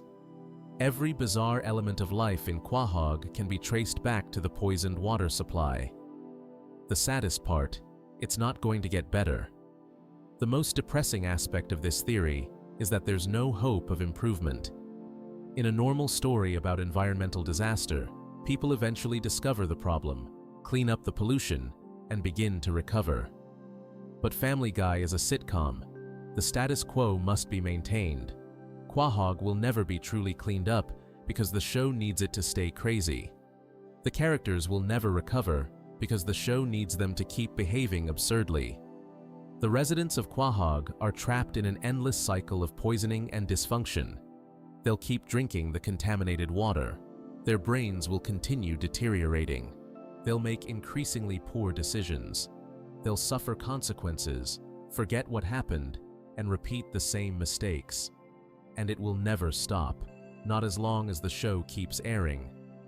This transforms Family Guy from a simple comedy into something darker, a story about environmental disaster, corporate negligence, government corruption, and a community slowly poisoning itself to death while being too impaired to save themselves. Before we move on, make sure to subscribe if you're enjoying this breakdown. Moving on to the theory that Peter's kids all have different fathers, the Stan Thompson revelation. In the Season 3 episode Screwed the Pooch, something bizarre happened in a courtroom that would haunt Meg Griffin forever, if only she had heard it. Brian was trying to prove he knew the Griffin family better than anyone, answering Peter's questions about his kids to show what a great father figure he was. Peter asked about little details like Chris's favorite ice cream and Stewie's favorite bedtime story. Then came the bombshell. When Peter started to say, Meg's real father is, Brian immediately responded with Stan Thompson. The timing was almost too perfect. Meg was sitting right there in the courtroom, but she had her headphones on, blasting music. She missed the entire revelation that the man she called Dad might not actually be her biological father. The show treated it like a throwaway joke, but it landed in the episode and just sat there. Nobody followed up. Nobody corrected it. The name Stan Thompson was thrown out into the universe, and then Family Guy moved on like nothing happened. This wasn't some random character making the claim either. Brian said it with total confidence. like it was common knowledge in the Griffin household. Peter didn't correct him or act surprised. He just accepted it as fact. The scene played out like everyone in the family knew about Stan Thompson, except for Meg herself. And that's pretty much the most Meg thing that could possibly happen. Her entire family knowing her real dad isn't Peter, and nobody bothering to tell her who is Stan Thompson. Anyway, here's where things get weird. After that one mention in Screwed the Pooch, Stan Thompson basically vanished. The show never brought him back. We never met him. We never saw a picture. We got zero information about who this guy is or how he ended up fathering Meg. Family Guy just dropped this massive piece of information and then ghosted the entire storyline. The Family Guy wiki lists Stan Thompson as possibly Meg's real father, based entirely on that single scene. There's no other canon evidence, no flashbacks showing Lois with another man before Peter, no explanation for how Peter ended up raising someone else's kid. The show has retconned Meg's birth multiple times throughout its run, making it nearly impossible to track what's actually supposed to be true. In later episodes, the show seemed to forget about Stan Thompson entirely. In Not All Dogs Go to Heaven, Brian even points out that Meg resembles Peter, which would contradict the whole Stan Thompson thing. But Family Guy has never been a show that worries too much about continuity. The writers will throw out a joke in one episode and completely contradict it 3 seasons later without batting an eye. The many births of Chris Griffin. Chris Griffin's origin story is even messier than Meg's. The show can't seem to decide how Chris came into existence, and they've given us at least 4 different versions of events. In A Mission Impossible from Season 3, Lois and Chris are looking through a family photo album together. Chris points to a picture and says, "And here's the broken condom that led to my birth." Lois hugs him and says, "And the lawsuit that followed bought us this house. You are our favorite mistake." That seems pretty straightforward. Peter and Lois made Chris the old-fashioned way. A condom broke. Lois got pregnant. They sued the condom company and used the settlement money to buy their house on Spooner Street. Case closed, right? Not even close. Fast forward to Season 17's Regarding Carter, and suddenly Peter is talking about finding Lois's gun along with Chris's adoption papers. Adoption papers. So now Chris wasn't born to Peter and Lois. He was adopted. The show throws this out there without any explanation of how it squares with the broken condom story, the lawsuit, or any of the other times we've seen references to Chris's birth. Then, in Season 19's Who's Brian Now, the show goes even further. Peter casually mentions that Chris doesn't remember they stole him from a Dutch family. Not adopted, stolen from a Dutch family. This is presented as just another throwaway gag, with Peter saying it like it's no big deal that they kidnapped a baby from another country. The elephant child mystery. Despite all these contradictory adoption and kidnapping theories, there's actual visual evidence that Lois gave birth to Chris. In the episode He's Too Sexy for His Fat, the family looks at an old newspaper clipping about Chris's birth. The headline calls him an elephant child because he was absolutely massive as a newborn. The article includes a photo of baby Chris, who appears to weigh about as much as a refrigerator. This giant baby story comes up again in other episodes. Characters reference how huge Chris was at birth and how difficult the delivery must have been for Lois. If Chris was adopted or stolen from a Dutch family, why would there be newspaper coverage of his birth? Why would anyone remember Lois struggling through labor with him? The evidence doesn't add up. Season 16's Don't Be a Dickens at Christmas adds another layer to Chris's birth story. In this episode, it's revealed that Chris actually had a twin brother who didn't survive childbirth. Lois had planned to name the baby T-Mass, so that together the boys' names would spell Christmas, Chris plus T-Mass. This is an incredibly dark reveal that the show treats as just another joke, but it completely confirms that Lois gave birth to Chris, or at least to one Chris-sized baby and one T-Mass-sized baby. How Family Guy treats continuity. The real answer to all these contradictions is that Family Guy simply doesn't care about continuity. The show operates on cartoon logic, where anything can be retconned, ignored, or contradicted, depending on what joke the writers want to make that week. Peter has had dozens of different jobs. Characters have died and come back to life. Events from one episode are completely forgotten by the next. Seth MacFarlane, the creator of Family Guy, has said in interviews that the show prioritizes comedy over continuity. If rewriting a character's backstory makes for a funny joke, they'll do it without worrying about what they established 5 seasons ago. This is why we can have an episode showing Chris as a massive newborn, and then another episode claiming he was stolen from Holland, and the show expects us to just roll with both versions. The same philosophy applies to Meg's parentage. The Stan Thompson joke worked in Screwed the Pooch because it added to Meg's character as someone who is constantly overlooked and mistreated by her family. The fact that everyone knew about her real father except her is perfectly on brand for how the Griffins treat Meg. But following up on that storyline would require actual plot development, and Family Guy has never been interested in that kind of storytelling. The Stewie baby theory. Stewie's paternity question came up in Season 9's And I'm Joyce Kinney, one of the show's more memorable episodes. The plot centers on Lois befriending a new news anchor named Joyce Kinney, who then betrays her by revealing on live TV that Lois starred in a graphic film back in college. The film was called Quest for Fur, a parody of Quest for Fire, and it featured Lois as a cavewoman in what appears to be a very low-budget adult production. When the Griffin family watches the film together, because of course they do, Stewie starts to panic. He notices that one of the male actors in the film, specifically a pizza delivery guy who shows up despite the movie being set in caveman times, has the exact same football-shaped head that Stewie has. The actor even sounds like Stewie. This leads Stewie to develop a theory that he's a porn baby conceived during the filming of Quest for Fur rather than being Peter's biological son. The show plays this for laughs, with Stewie becoming increasingly anxious about his origins. He sees this adult actor who looks exactly like what he might look like as a grown man and jumps to the conclusion that this must be his real father.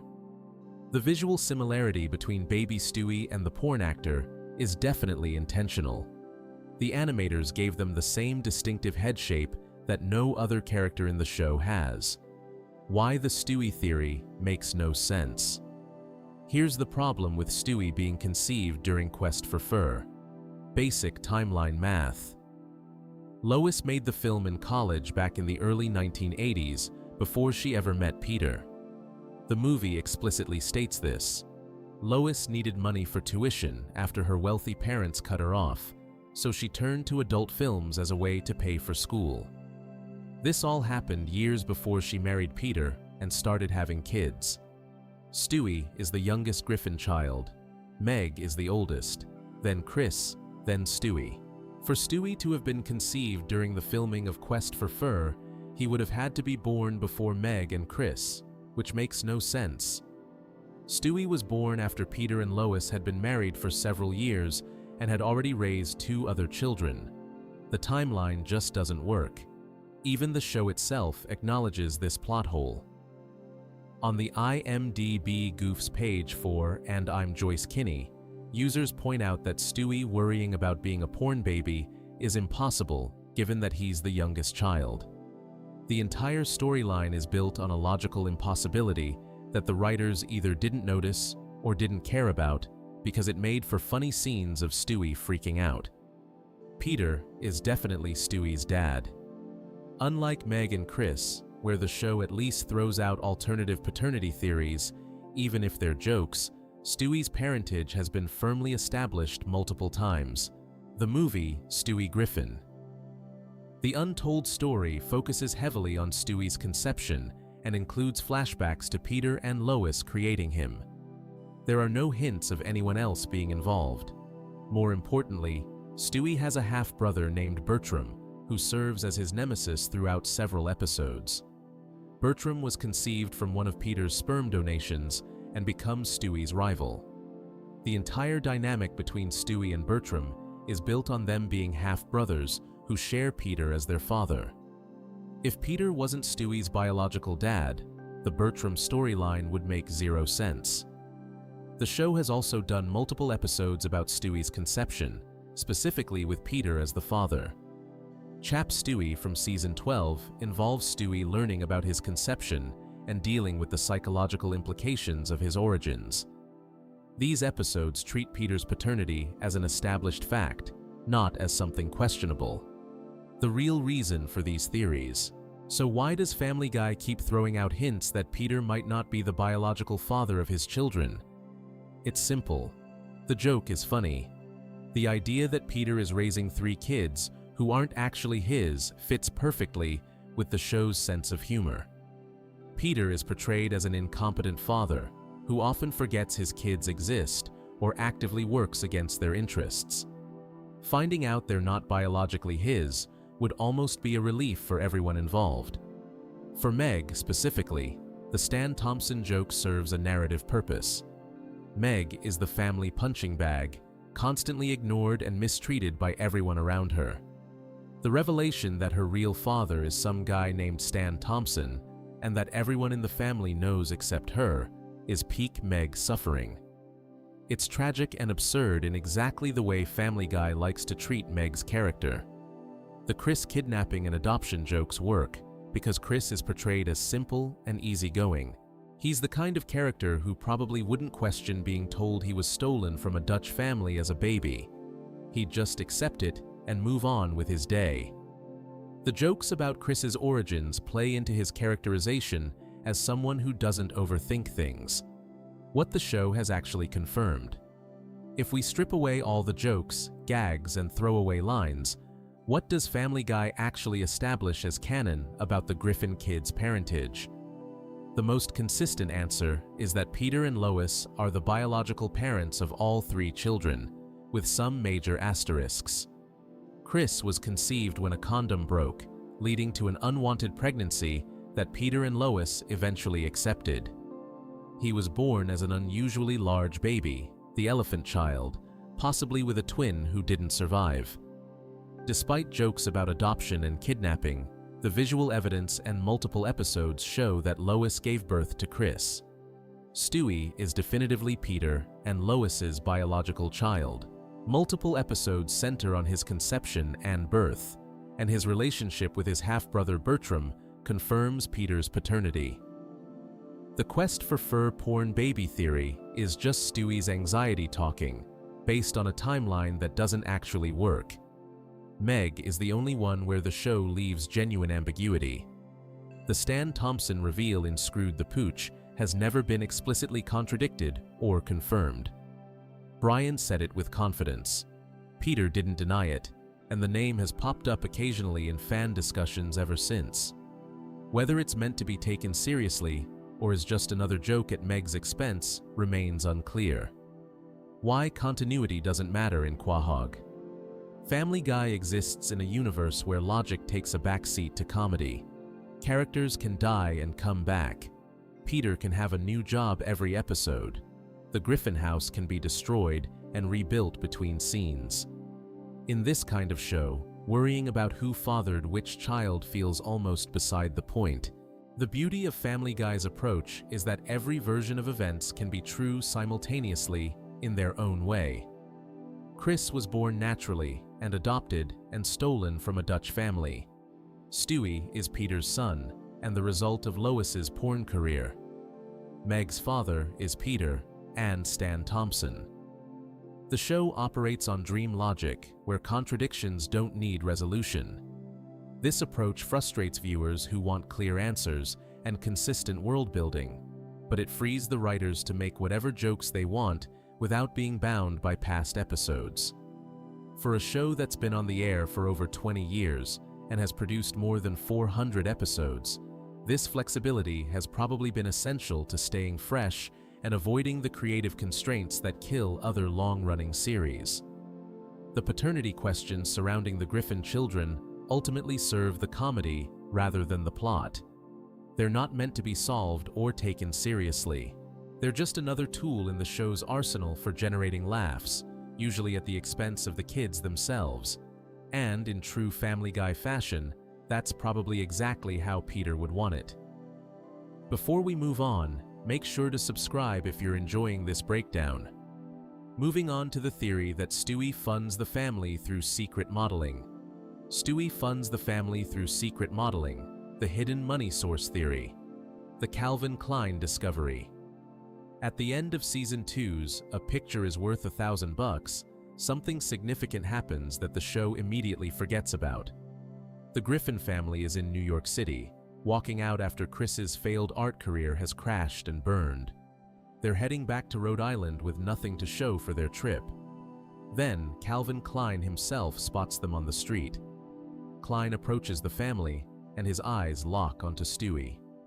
He tells them he must have Stewie as a model for his new line of designer diapers. Peter asks who this guy is, showing his usual lack of awareness about famous people.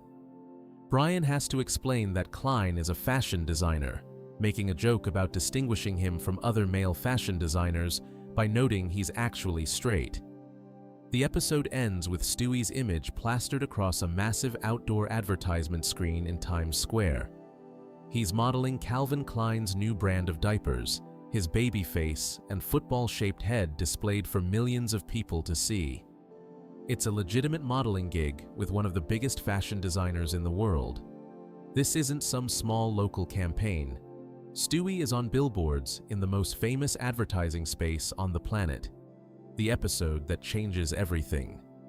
A Picture is Worth $1,000 aired on April 18, 2000 during Family Guy's second season. The episode follows Peter's midlife crisis about not leaving behind a legacy after running into a former classmate who owns an amusement park. Peter discovers that Chris has artistic talent when an art dealer spots one of Chris's paintings being used as a car window replacement and offers to buy it. The family travels to New York so Chris can become a famous artist under the guidance of Antonio Minotti, a controlling art dealer who completely transforms Chris into Christo. Chris gets a makeover, green hair, fashionable clothes, and an introduction to Kate Moss. But when Chris's big art show reveals paintings of Peter in an Andy Warhol style, the art world rejects him as a fraud, and the family prepares to go home. That's when Calvin Klein enters the picture. The Calvin Klein scene happens in the final moments of the episode, right before the credits roll. It's treated as a throwaway joke, a funny button to end the episode. But unlike most Family Guy jokes, this one has real implications. Stewie didn't just pose for one photo. He became the face of an entire product line for a major fashion brand. What canon actually shows us? Here's where we need to separate fact from theory. What the show actually establishes is very limited. We see Calvin Klein approach the family and cast Stewie. We see Stewie's face on a Times Square billboard advertising Calvin Klein diapers. That's it. That's all the canon evidence we have. After this episode, the show never mentions Stewie's modeling career again. Not once. In over 400 episodes spanning more than 2 decades, there is no reference to Stewie working for Calvin Klein, earning modeling money, or having any connection to the fashion industry. The episode treats it as a one-time gag with no lasting consequences. This is completely normal for Family Guy. The show operates on negative continuity, where events from one episode rarely affect future episodes. Characters die and come back. Major life changes happen and are forgotten by next week. Peter has had dozens of different jobs that disappear without explanation. The show prioritizes comedy over continuity, so Stewie's modeling career getting dropped isn't unusual. It's standard operating procedure. The Griffin family's money mystery. Despite the lack of follow-up on Stewie's modeling, the show does consistently establish one thing. The Griffins have serious financial problems. Multiple episodes directly address their money troubles. They're portrayed as a working-class family struggling to make ends meet, even though Peter constantly spends money on ridiculous schemes. In a Mission Impossible from Season 3, Lois and Chris look at family photos together. Chris points out the broken condom that led to his birth, and Lois responds that the lawsuit that followed bought them this house. "You are our favorite mistake." This establishes that the Griffins bought their house with settlement money from suing a condom company, not through savings or traditional income. Season 10's Lottery Fever explicitly shows the family living on a strict budget before Peter buys lottery tickets. When Peter wins, he admits he took out a second mortgage on the house just to buy thousands of lottery tickets. This reveals that the family was in such bad financial shape that Peter felt desperate enough to risk their home. After winning, Peter wastes all the money on gold architecture, expensive cars, and forcing his friends to do humiliating tasks for his entertainment. By the end of the episode, they're broke again and back to being a lower middle-class family. In Peter Griffin, husband, father, brother? From Season 5, Peter demands reparations from Carter Pewterschmidt after discovering his family had black ancestors who were enslaved by the Pewterschmidt family. Carter gives Peter $20,000 to never mention it again. What does Peter do with this windfall? He converts their living room into a replica of Pee-wee's Playhouse, wasting the entire amount on a single ridiculous home renovation project. Peter's spending problem. The show repeatedly demonstrates that Peter has zero financial responsibility. He spends money impulsively on whatever entertains him in the moment, with no thought for his family's needs or long-term security. This character trait appears in countless episodes across all seasons. Peter has owned multiple boats despite having no practical need for them. He's started numerous businesses that immediately fail. He's bought expensive equipment for hobbies he abandons within days. He's traveled on expensive trips on a whim. He's made major purchases like vehicles and home renovations without consulting Lois. Every time the family gets money from any source, Peter finds a way to waste it. The show has even directly addressed this trait. In Seahorse Seashell Party from Season 10, Meg finally stands up to the family and calls Peter out. She tells him he has no education, no interests, that he just does whatever reckless thing he wants to do whenever he wants to do it, without regard for anyone else. She points out that when he's not terrorizing the community with impulsive escapades, he's being a total jerk to his family. TV Tropes describes Peter as the hedonist, noting that while extreme examples are usually in cutaways, he tends to spend money on whatever will entertain him, even to the detriment of those around him. Later episodes have explicitly stated that the family's finances are shaky because of Peter's behavior. Where does their money actually come from? The show has established several legitimate income sources for the Griffin family over the years, though none fully explain how they afford their lifestyle. Peter has worked at the Pawtucket Brewery for most of the series, though he's been fired and rehired multiple times. This would provide a steady working-class income, but not enough to support a family of 5 with constant financial emergencies and Peter's wasteful spending. Lois comes from the wealthy Pewterschmidt family. Her father, Carter, is a billionaire who owns multiple businesses. While Carter generally disapproves of Peter and doesn't regularly support them financially, he occasionally helps out in crisis situations. The show has hinted that Lois might have some trust fund or family money, but this is never clearly established as an ongoing income source. Brian occasionally works various jobs, from writing, which pays terribly, to working at hardware stores, to temporary gigs. Chris and Meg have had part-time jobs at various points, but none of these would add enough to the family income to explain their financial situation, especially given how often Peter quits jobs or gets fired. The show also implies that being characters on a TV show might itself be a source of income. In later seasons, Family Guy has made meta-jokes suggesting the characters are aware they're in an animated sitcom. Some episodes hint that they get paid for appearing on the show, which would be an additional income stream beyond their in-universe jobs, but this is played more for comedy than as a serious explanation of their finances. The theory: Stewie's secret modeling career. Here's where we move from established canon into fan theory territory. The theory goes like this. Stewie's modeling career didn't actually end after A Picture Is Worth $1,000. He continued working for Calvin Klein and possibly other brands, earning significant money. However, Peter discovered this income source and has been secretly taking Stewie's earnings to fund his own nonsense ever since. This theory would explain several ongoing mysteries about the Griffin family's finances. They live in a decent house in what appears to be a middle-class neighborhood. They own a car. They can afford to eat regularly and have utilities.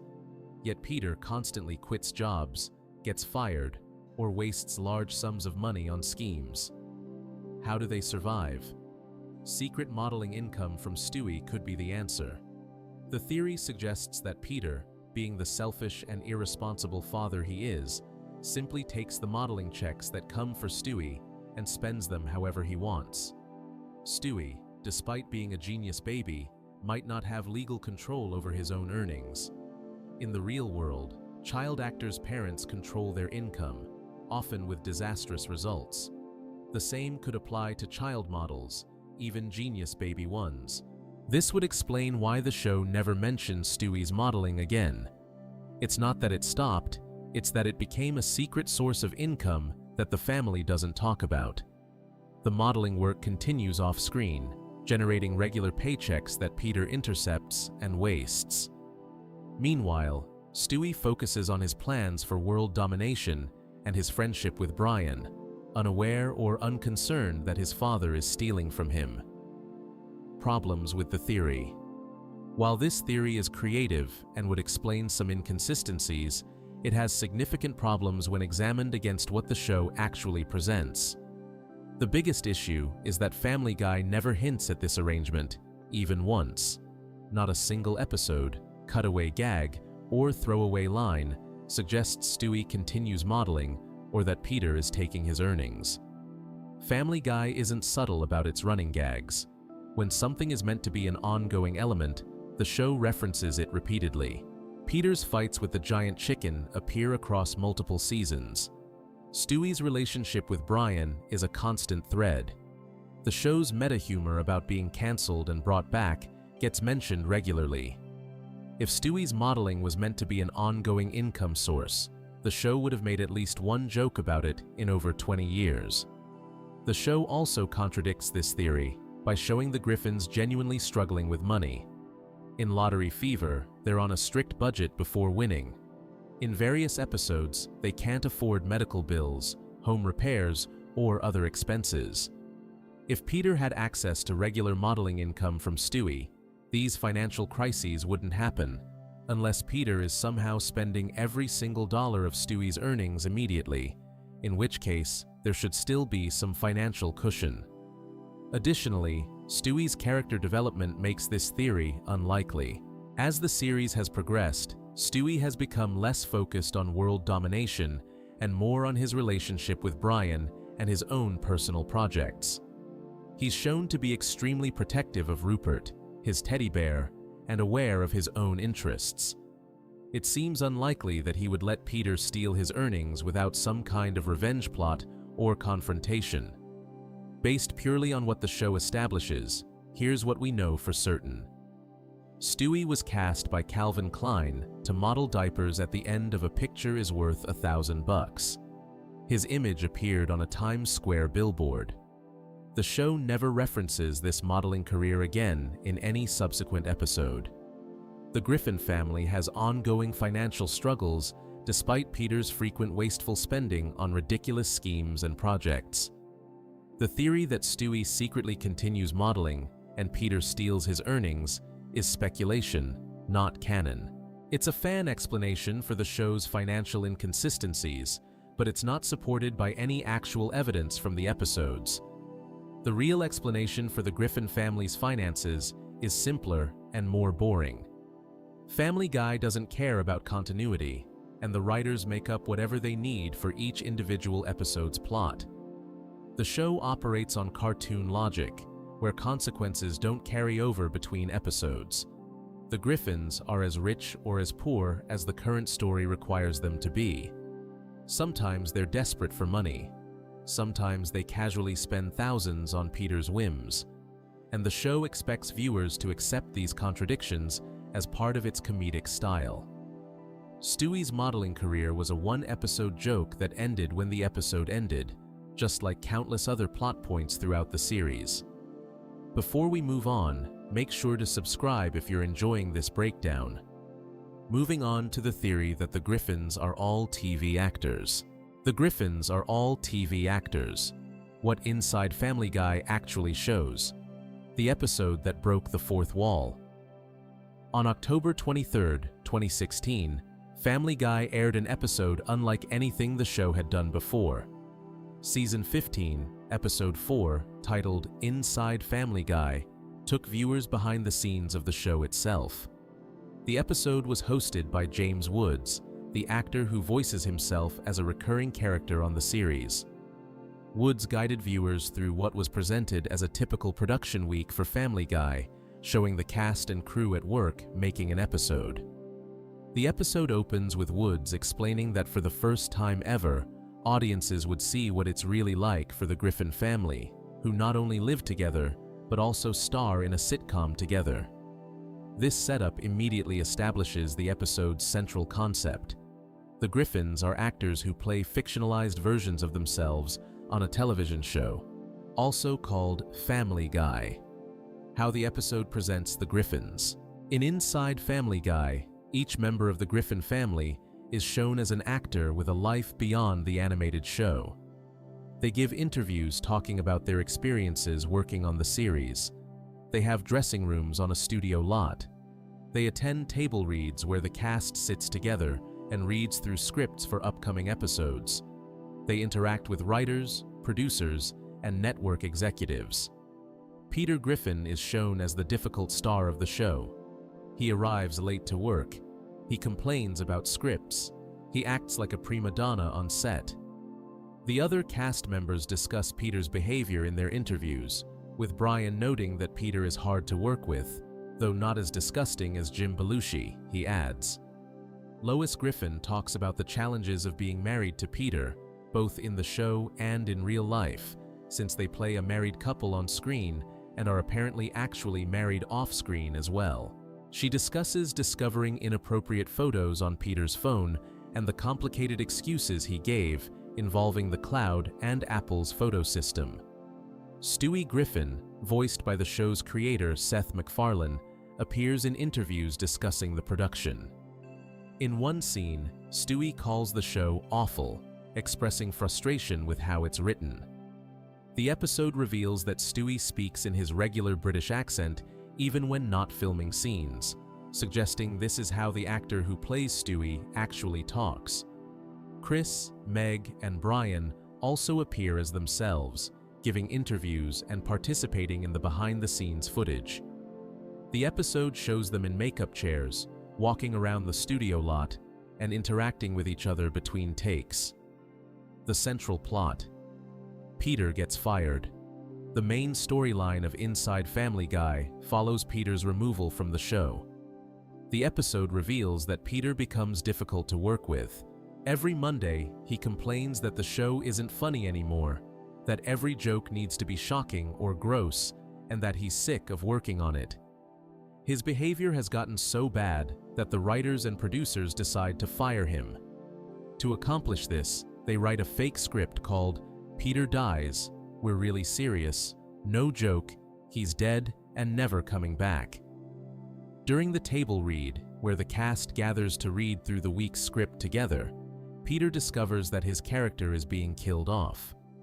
The script opens with Lois announcing that Peter has taken his own life.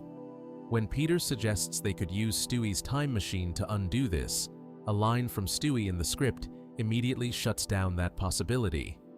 When Peter says, "Maybe it's all a dream," Chris has a line saying it's not. Peter tries to pitch alternatives, but realizes the show is actually firing him. He goes to the producers to beg for a second chance. They agree to give him one more opportunity to redeem himself. However, Peter continues being difficult, and he's kicked off the show permanently. David Spade is brought in to replace him as a new character named Uncle Ricky. Life after getting fired. The episode follows Peter after his firing. He checks into the Chateau Marmont, a luxury hotel in Hollywood. He tries to get other acting work, auditioning for a Cheerios commercial where he would play a caring dad. When that doesn't work out, Peter runs out of money and gets evicted from his expensive hotel room. He moves into a rundown apartment and falls on hard times. Meanwhile, back at the Family Guy studio, the show continues production with David Spade. At first, Spade is a hit with the cast and crew. Everyone loves working with him because he's professional and easy to work with, the opposite of Peter. However, by the end of the week, Spade's charm has worn off, and people start missing Peter despite his difficult personality.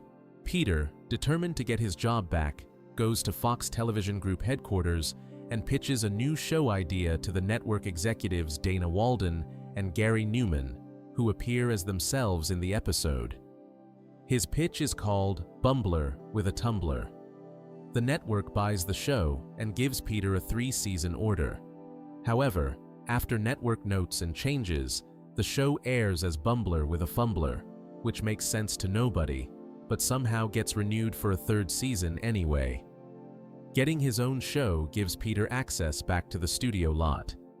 The episode ends with Peter successfully returning to Family Guy, having learned nothing from his experience. David Spade is written off the show. The episode jokes that Spade is sent to replace Sofia Vergara on Modern Family after getting her deported. The Batman Gambit reveal. Near the end of the episode, a twist is revealed. The entire firing was actually planned by the writers and producers. They explain that Peter becomes a diva every Monday, so they've learned to work around this pattern. They write a fake script where Peter gets killed off, let him have his meltdown and leave, then shoot the real script on Friday when Peter comes crawling back asking for his job. This reveals that the whole behind-the-scenes documentary might itself be part of the show's fiction. The episode plays with multiple layers of reality, never making it entirely clear what's supposed to be real within this framework and what's part of the fictional Family Guy show within a show. What the episode actually establishes. Inside Family Guy presents the Griffin family as animated actors in several specific ways. The episode shows them having distinct personalities that are similar to but not identical to their on-screen characters. Peter is self-centered and difficult in real life, just as his character is self-centered and difficult in the show. Lois deals with Peter's behavior both as his co-star and as his wife. The children navigate working with their parents while also being related to them. The episode reveals that the characters are aware they're on a television show. They discuss ratings, scripts, network executives, and production schedules. They reference previous episodes as things they've filmed. When Lois mentions the time they killed off Brian, she explains it was so he could work on a remake of Old Yeller where the dog kills the boy instead of the other way around. The physical production of the show is depicted with some detail. There's a writer's room where the scripts are created. There's a soundstage where scenes are filmed. There are dressing rooms for each cast member decorated with memorabilia from their careers. Props and costumes from previous episodes are displayed around the studio, including Stewie's ray gun, the Praetorian flag from E. Peterbus Unum, and Brian's banana costume from another episode. The metafictional format. Inside Family Guy follows a format that other animated sitcoms have used before. The episode is most directly comparable to The Simpsons Behind the Laughter from Season 11, which presented the Simpson family as actors in a behind-the-scenes documentary format. That episode showed The Simpsons giving interviews, discussing the show's production, and revealing conflicts between cast members. The difference is that Behind the Laughter was presented as a VH1 Behind the Music style documentary, complete with a narrator and talking head interviews. Inside, Family Guy uses James Woods as a host who walks through the studio and introduces different segments. Woods occasionally breaks the fourth wall by addressing the camera directly and making jokes about his own controversial real-life behavior. The metafictional format allows the episode to make jokes about the actual production of Family Guy. The writers joke about how the show's cutaway gags are enjoyed by nobody except the studio ostrich. Characters complain about how the show prioritizes shocking and gross humor. Glenn Quagmire, who found Jesus and became religious in his backstory, asks if they could just once tell a joke that brings glory to God. Does this mean the Griffins are always actors? The key question is whether Inside Family Guy establishes that the Griffins are actors in all episodes, or if this is just a one-time metafictional episode. The evidence suggests it's the latter. This is what TV Tropes calls a formula-breaking episode, an installment that deliberately breaks from the show's normal format to do something experimental or different. After Inside Family Guy aired, subsequent episodes of Family Guy returned to the normal format. The Griffins were shown living their lives in Quahog, Rhode Island, with no reference to them being actors or filming a show. Peter went back to working at the Pawtucket Brewery.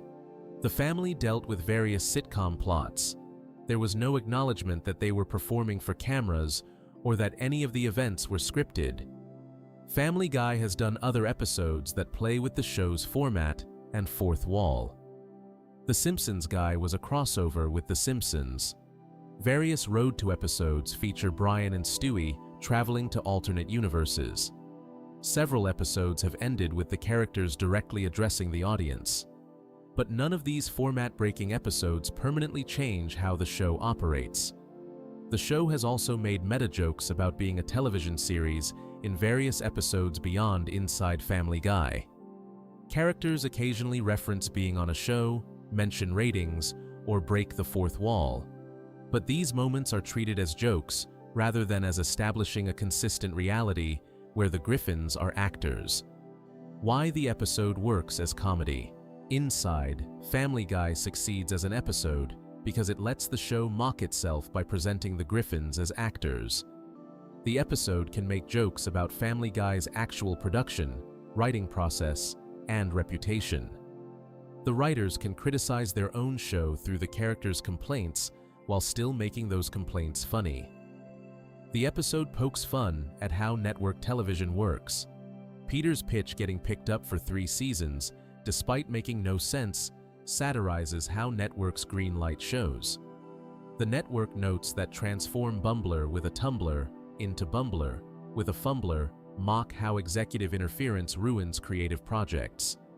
The ease with which David Spade joins and then leaves the cast jokes about how disposable actors can be in television. The documentary format also allows for visual comedy that wouldn't work in a normal episode. Seeing the Griffins walk around a studio lot feels surreal. Watching them sit at a table, read and react to a script is inherently funny because it acknowledges the artificiality of their existence. The contrast between their animated appearance and the realistic setting of a television studio creates humor through cognitive dissonance. What fans think this means. Some Family Guy fans have latched on to Inside Family Guy as proof that the entire series takes place within a fictional show within a show. According to this interpretation, every episode of Family Guy is actually the Griffins performing scripted stories for their television show. This would explain why the show has no continuity. They're just filming different episodes, not living through connected events. It would explain why characters die and come back. They're actors who get written out and then return. It would explain fourth wall breaks. The characters are aware they're performing. However, this interpretation requires treating one metafictional episode as more important than the other 400+ episodes of the series. Inside Family Guy is clearly labeled as a special behind-the-scenes episode. James Woods introduces it as something different from a normal installment. The format is completely unlike every other episode. Taking it as establishing permanent canon would be like watching a blooper reel and concluding that all movies take place on film sets. The more reasonable interpretation is that Inside Family Guy is a one-off experiment. It's a special episode that plays with the show's format for comedy, but doesn't fundamentally change what Family Guy is. The Griffins are actors for the duration of this one episode, then go back to being characters in all other episodes. Similar episodes in other shows. Many long-running animated sitcoms have done metafictional episodes. The Simpsons Behind the Laughter has already been mentioned. South Park did Cartoon Wars and 200/201, which featured the South Park characters dealing with censorship and network pressure. BoJack Horseman made meta-commentary part of its core storytelling, frequently showing BoJack as an actor on his in-universe show, Horsin' Around.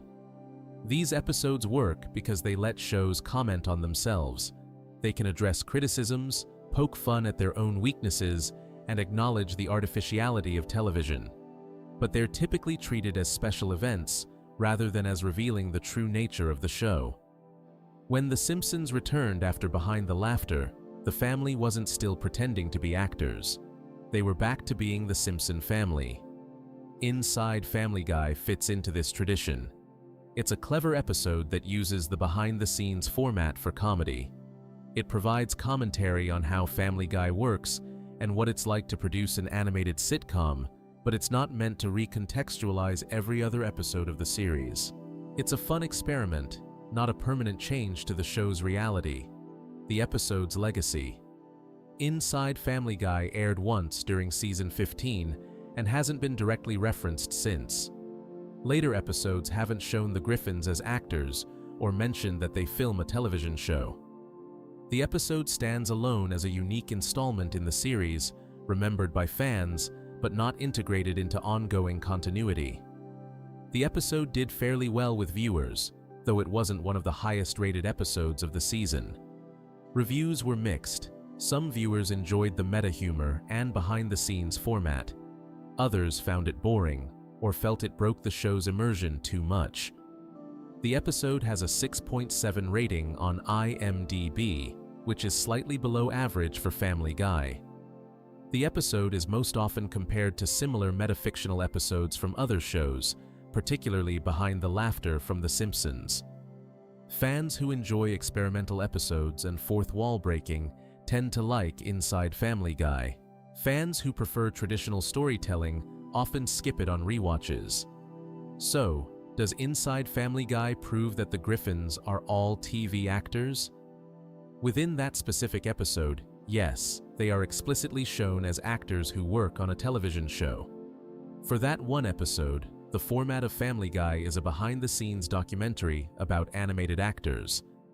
Does this episode establish that the Griffins are actors in all episodes of Family Guy? No. This is a one-time format-breaking episode that returns to normal afterward. The show has never referenced this episode's framing device in subsequent installments.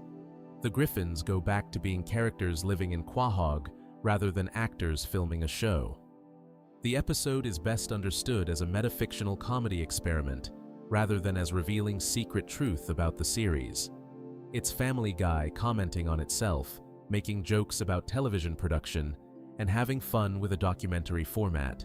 It's not meant to be taken as literal truth that applies to every other episode. Like many comedy shows, Family Guy occasionally breaks its own reality for the sake of a joke or an experimental episode, then returns to normal afterward. Before we move on, make sure to subscribe if you're enjoying this breakdown. Moving on to the theory that Carter Pewterschmidt hid the cure for cancer for profit. The most evil thing Family Guy ever made canon.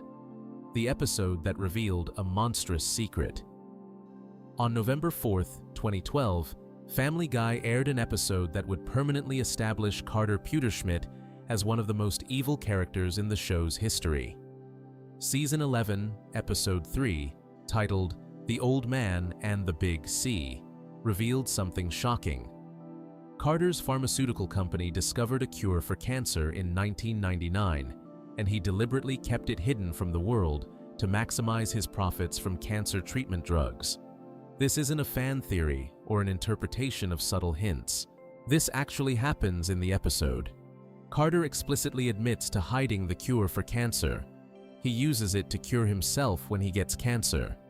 and when confronted by his own daughter about releasing it to save millions of lives, he promises to do so, then lies and keeps it secret anyway. The episode ends with Carter facing no consequences for condemning countless people to death for profit. How the episode starts. Quagmire's hair. The Old Man and the Big C begins with a subplot about Glenn Quagmire that seems completely unrelated to cancer at first. The guys attend a baseball game together, and Quagmire goes for a fly ball in the stands. When he catches it, his toupee falls off his head, revealing that Quagmire is completely bald underneath his hair. This comes as a shock to viewers who had no idea Quagmire wore a wig. For 11 seasons, the show never hinted that his hair wasn't real. The revelation happens suddenly and without warning. Quagmire becomes a laughingstock at the game. When everyone sees his bald head, people point and laugh at him. The experience humiliates Quagmire so much that he decides to stop wearing his toupee entirely. However, going bald changes his whole personality.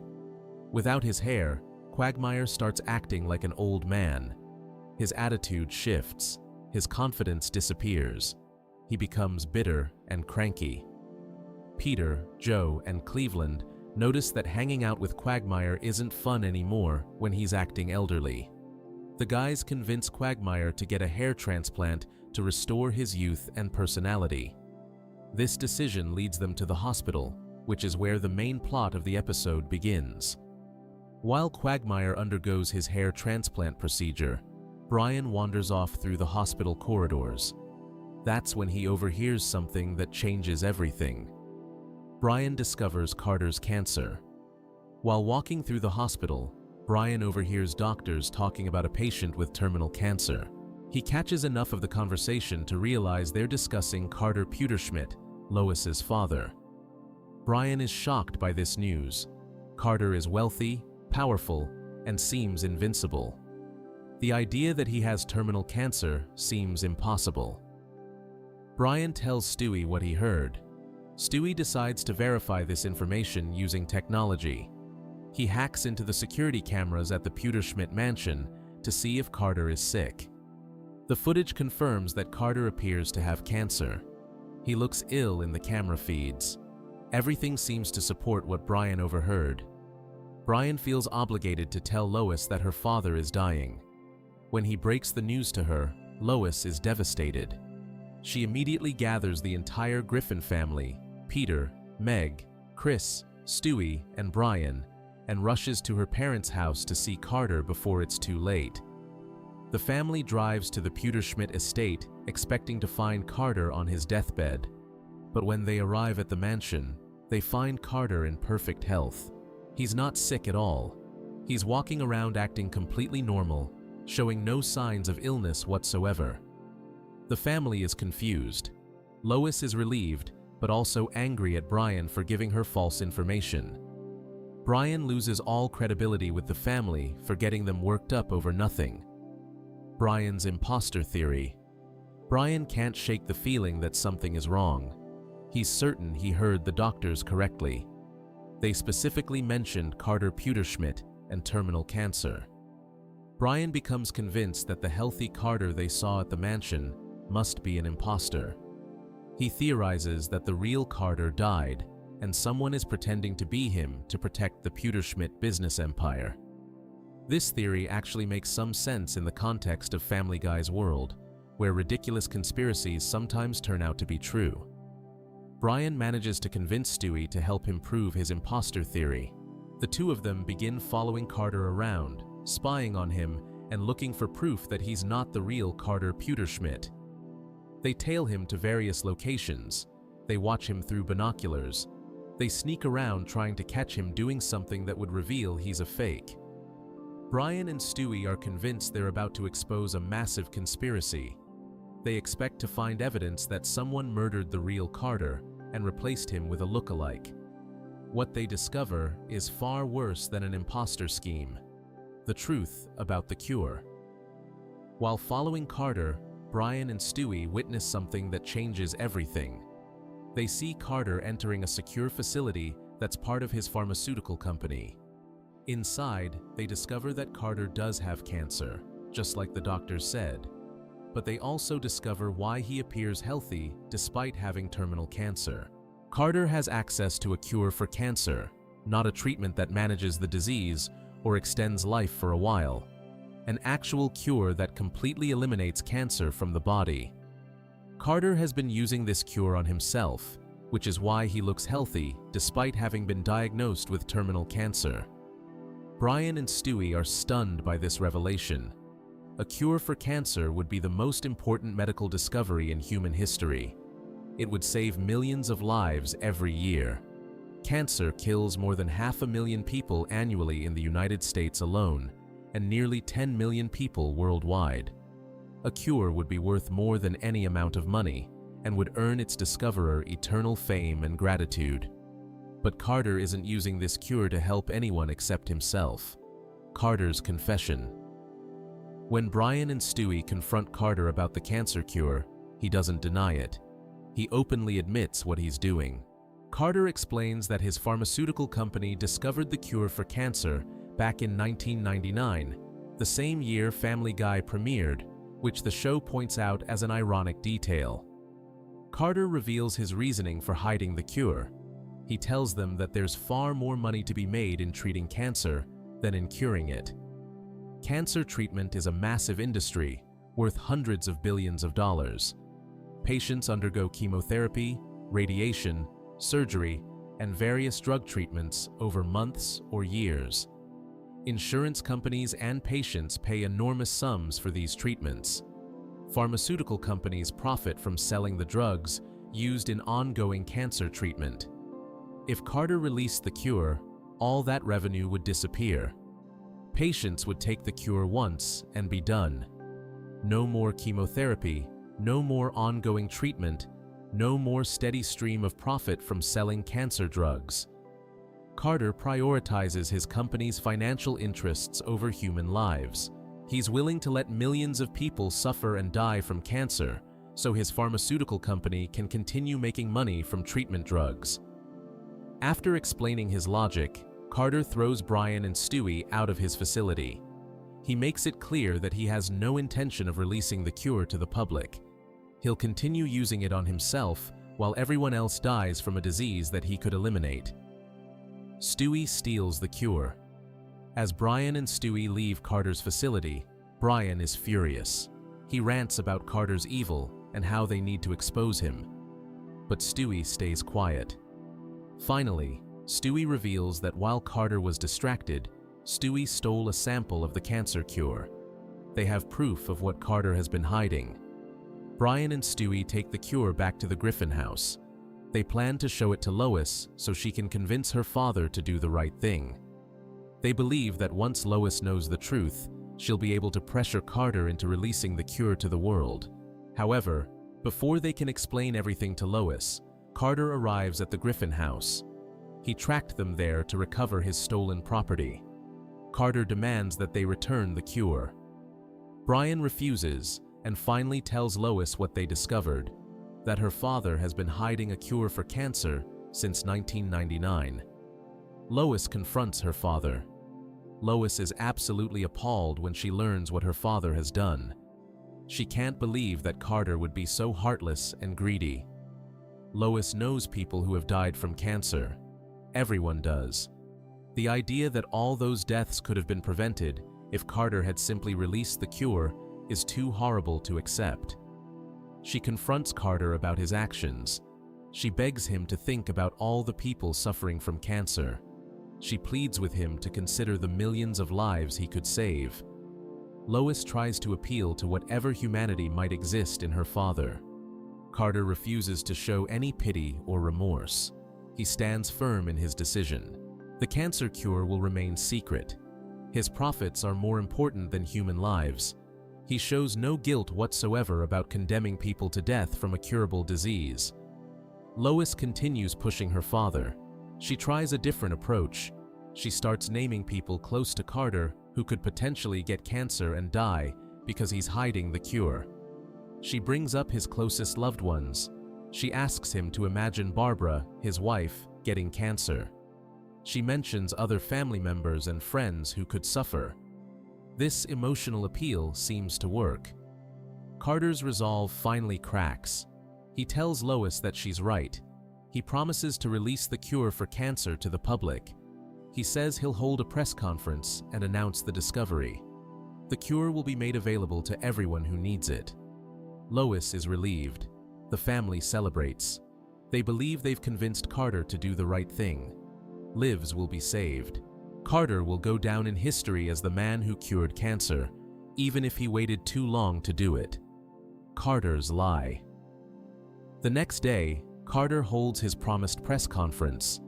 News cameras and reporters gather to hear his announcement. The family watches, expecting to hear Carter reveal the cancer cure to the world. This should be one of the most important medical announcements in history. Instead, Carter announces a new deodorant. That's it.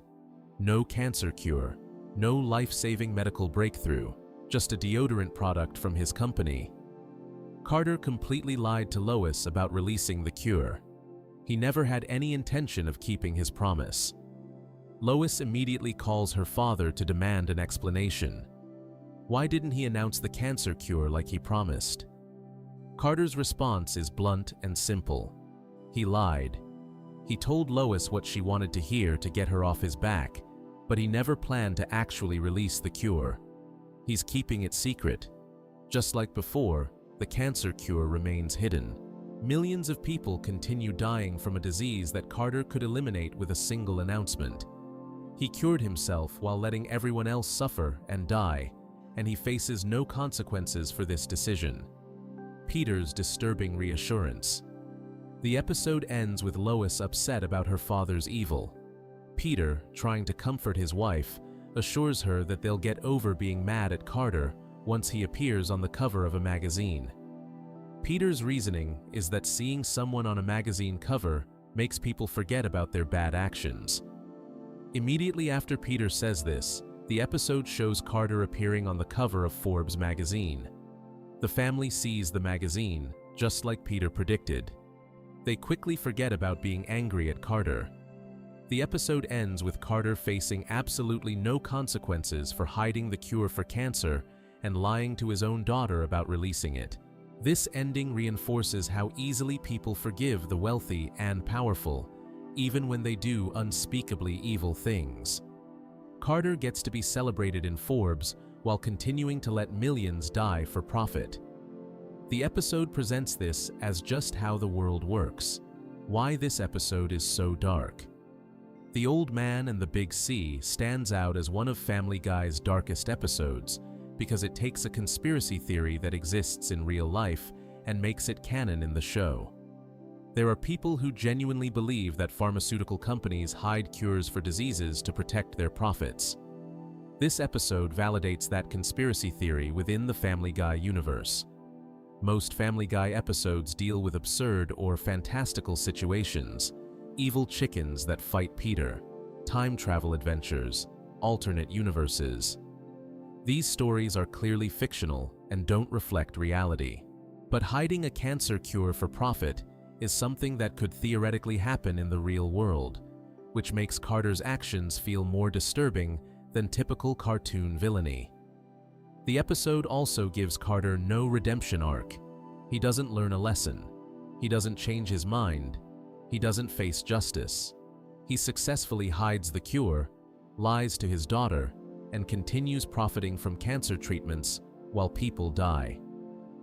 The episode presents this as Carter winning. Evil triumphs completely. The real-world implications. By making Carter's actions canon, Family Guy establishes that in their universe, millions of people have died unnecessarily from cancer since 1999. Every cancer death in the show's timeline after 1999 could have been prevented. The show regularly makes cancer jokes and references characters with cancer. All of those situations involve a disease that has a known cure that's being deliberately hidden. This creates a disturbing subtext for any future Family Guy episodes that deal with cancer. When characters face cancer diagnoses or make cancer jokes, viewers now know that in the show's universe, there's a billionaire deliberately letting them suffer for profit. Carter Pewterschmidt is personally responsible for countless deaths. The episode aired in 2012, meaning Carter had been hiding the cure for 13 years at that point. Think about how many people died from cancer between 1999 and 2012. In the United States alone, that's millions of deaths. Worldwide, it's tens of millions. All preventable if Carter had released the cure. Why Carter never faces consequences. The episode never addresses why Carter doesn't face legal or social consequences for his actions. In reality, if someone was caught hiding a cure for cancer, they would face massive lawsuits, criminal charges, public outrage, and probably vigilante justice. The pharmaceutical company would be destroyed. Carter would be ruined. But in the Family Guy universe, nothing happens to him. The episode suggests that Carter's wealth and power protect him from any consequences. The magazine cover at the end implies that the wealthy can commit any crime and still be celebrated by society. This cynical message is darker than most Family Guy episodes. The show also never revisits this plot point in future episodes. Later episodes show Carter appearing in various stories with no reference to him hiding the cancer cure. Characters don't treat him as a mass murderer. Lois doesn't cut ties with her father. The family still visits the Pewterschmidt mansion for holidays. Everyone just accepts that Carter did this horrible thing and moves on. Fan reactions to the episode. Many Family Guy fans found The Old Man and the Big C to be too dark, even for a show known for pushing boundaries. The idea that Carter is actively killing millions of people for profit crossed a line for some viewers. Making this a permanent part of the show's canon meant that Carter's evil would always be present in the background of future episodes. Some fans appreciated the episode's willingness to satirize pharmaceutical company greed. The show was making a statement about how companies prioritize profits over human welfare by taking this critique to its extreme conclusion, literally hiding a cure for cancer. The episode highlighted real concerns about the pharmaceutical industry. Other fans simply found the episode depressing. Family Guy usually ends episodes with some kind of resolution or return to normal. The Old Man and the Big C ends with evil winning and nothing changing. Carter keeps the cure. People keep dying. Nobody stops him. The nihilistic ending left many viewers feeling unsatisfied. How this fits with Carter's character. Prior to this episode, Carter Pewterschmidt was already established as a selfish, greedy billionaire who cared more about money than people. He's treated Lois poorly throughout the series. He looks down on Peter for being working class. He's engaged in various unethical business practices in other episodes. But hiding the cancer cure takes Carter's villainy to a new level. Previous episodes showed him being a bad person in personal relationships and shady business deals. This episode reveals him as someone comfortable with mass death for profit. It's the difference between being a jerk and being genuinely monstrous. The episode tries to justify this escalation by pointing out that Carter prioritizes business over everything else. His whole identity revolves around wealth and power. Releasing the cancer cure would threaten his financial empire, so he refuses to do it. The show presents this as Carter being consistent with his established character, just taking it to its logical extreme. The episode's message about wealth and power. The Old Man and the Big C delivers a cynical message about how the wealthy operate in society. Carter represents the worst impulses of capitalism taken to their conclusion. He has something that could help humanity, but refuses to share it because doing so would hurt his profits. The episode suggests that this kind of thinking is normal among the ultra-wealthy. The magazine cover ending reinforces this message. Despite committing what amounts to crimes against humanity, Carter faces no consequences because he's rich and powerful. The media celebrates him. His family forgives him. Nothing changes. The episode implies that this is simply how the world works. The wealthy can do anything without facing real accountability. This darker, more cynical tone was becoming more common in Family Guy during season 11. The show was moving away from its earlier silliness and incorporating more biting social commentary. The Old Man and the Big C represents this shift by tackling pharmaceutical company greed in the most extreme way possible, the lasting impact on the show. Since this episode aired in 2012, Carter Pewterschmidt has appeared in many subsequent episodes. However, the show has never directly referenced the cancer cure plotline again. It exists as canon, but isn't brought up in later stories. This creates a strange situation where viewers know Carter is hiding the cure, but characters act like they've forgotten about it. This selective memory is typical of Family Guy's approach to continuity. The show will reference past events when it's convenient for a joke, but ignore them when they don't fit the current story. The cancer cure exists in the show's history, but doesn't affect how characters interact with Carter going forward. For fans who remember the Old Man and the Big C, Carter's appearances in later episodes carry an extra layer of darkness. Every time he shows up at a family dinner or helps out with some scheme, viewers know he's simultaneously responsible for countless deaths. The show never addresses this contradiction. The Old Man and the Big C stands as one of Family Guy's most disturbing episodes because it makes something truly monstrous part of the show's permanent canon. Carter Pewterschmidt discovered a cure for cancer in 1999 and has deliberately kept it secret for over 2 decades, as of the current season, to protect pharmaceutical profits. He uses the cure on himself while millions die from a disease he could eliminate. This isn't speculation or fan theory. It happens explicitly in the episode. Carter admits to hiding the cure. He promises to release it, then lies. The episode ends with him facing no consequences. The show presents this as a permanent part of Carter's character and the Family Guy universe. Whether viewers see this as clever satire of pharmaceutical company greed or as too dark for a comedy show, the fact remains, in the Family Guy universe, Carter Pewterschmidt is responsible for more deaths than perhaps any other character in the show's history, and he's perfectly fine with it. If you enjoyed the video, make sure to subscribe, and I'll see you in the next one.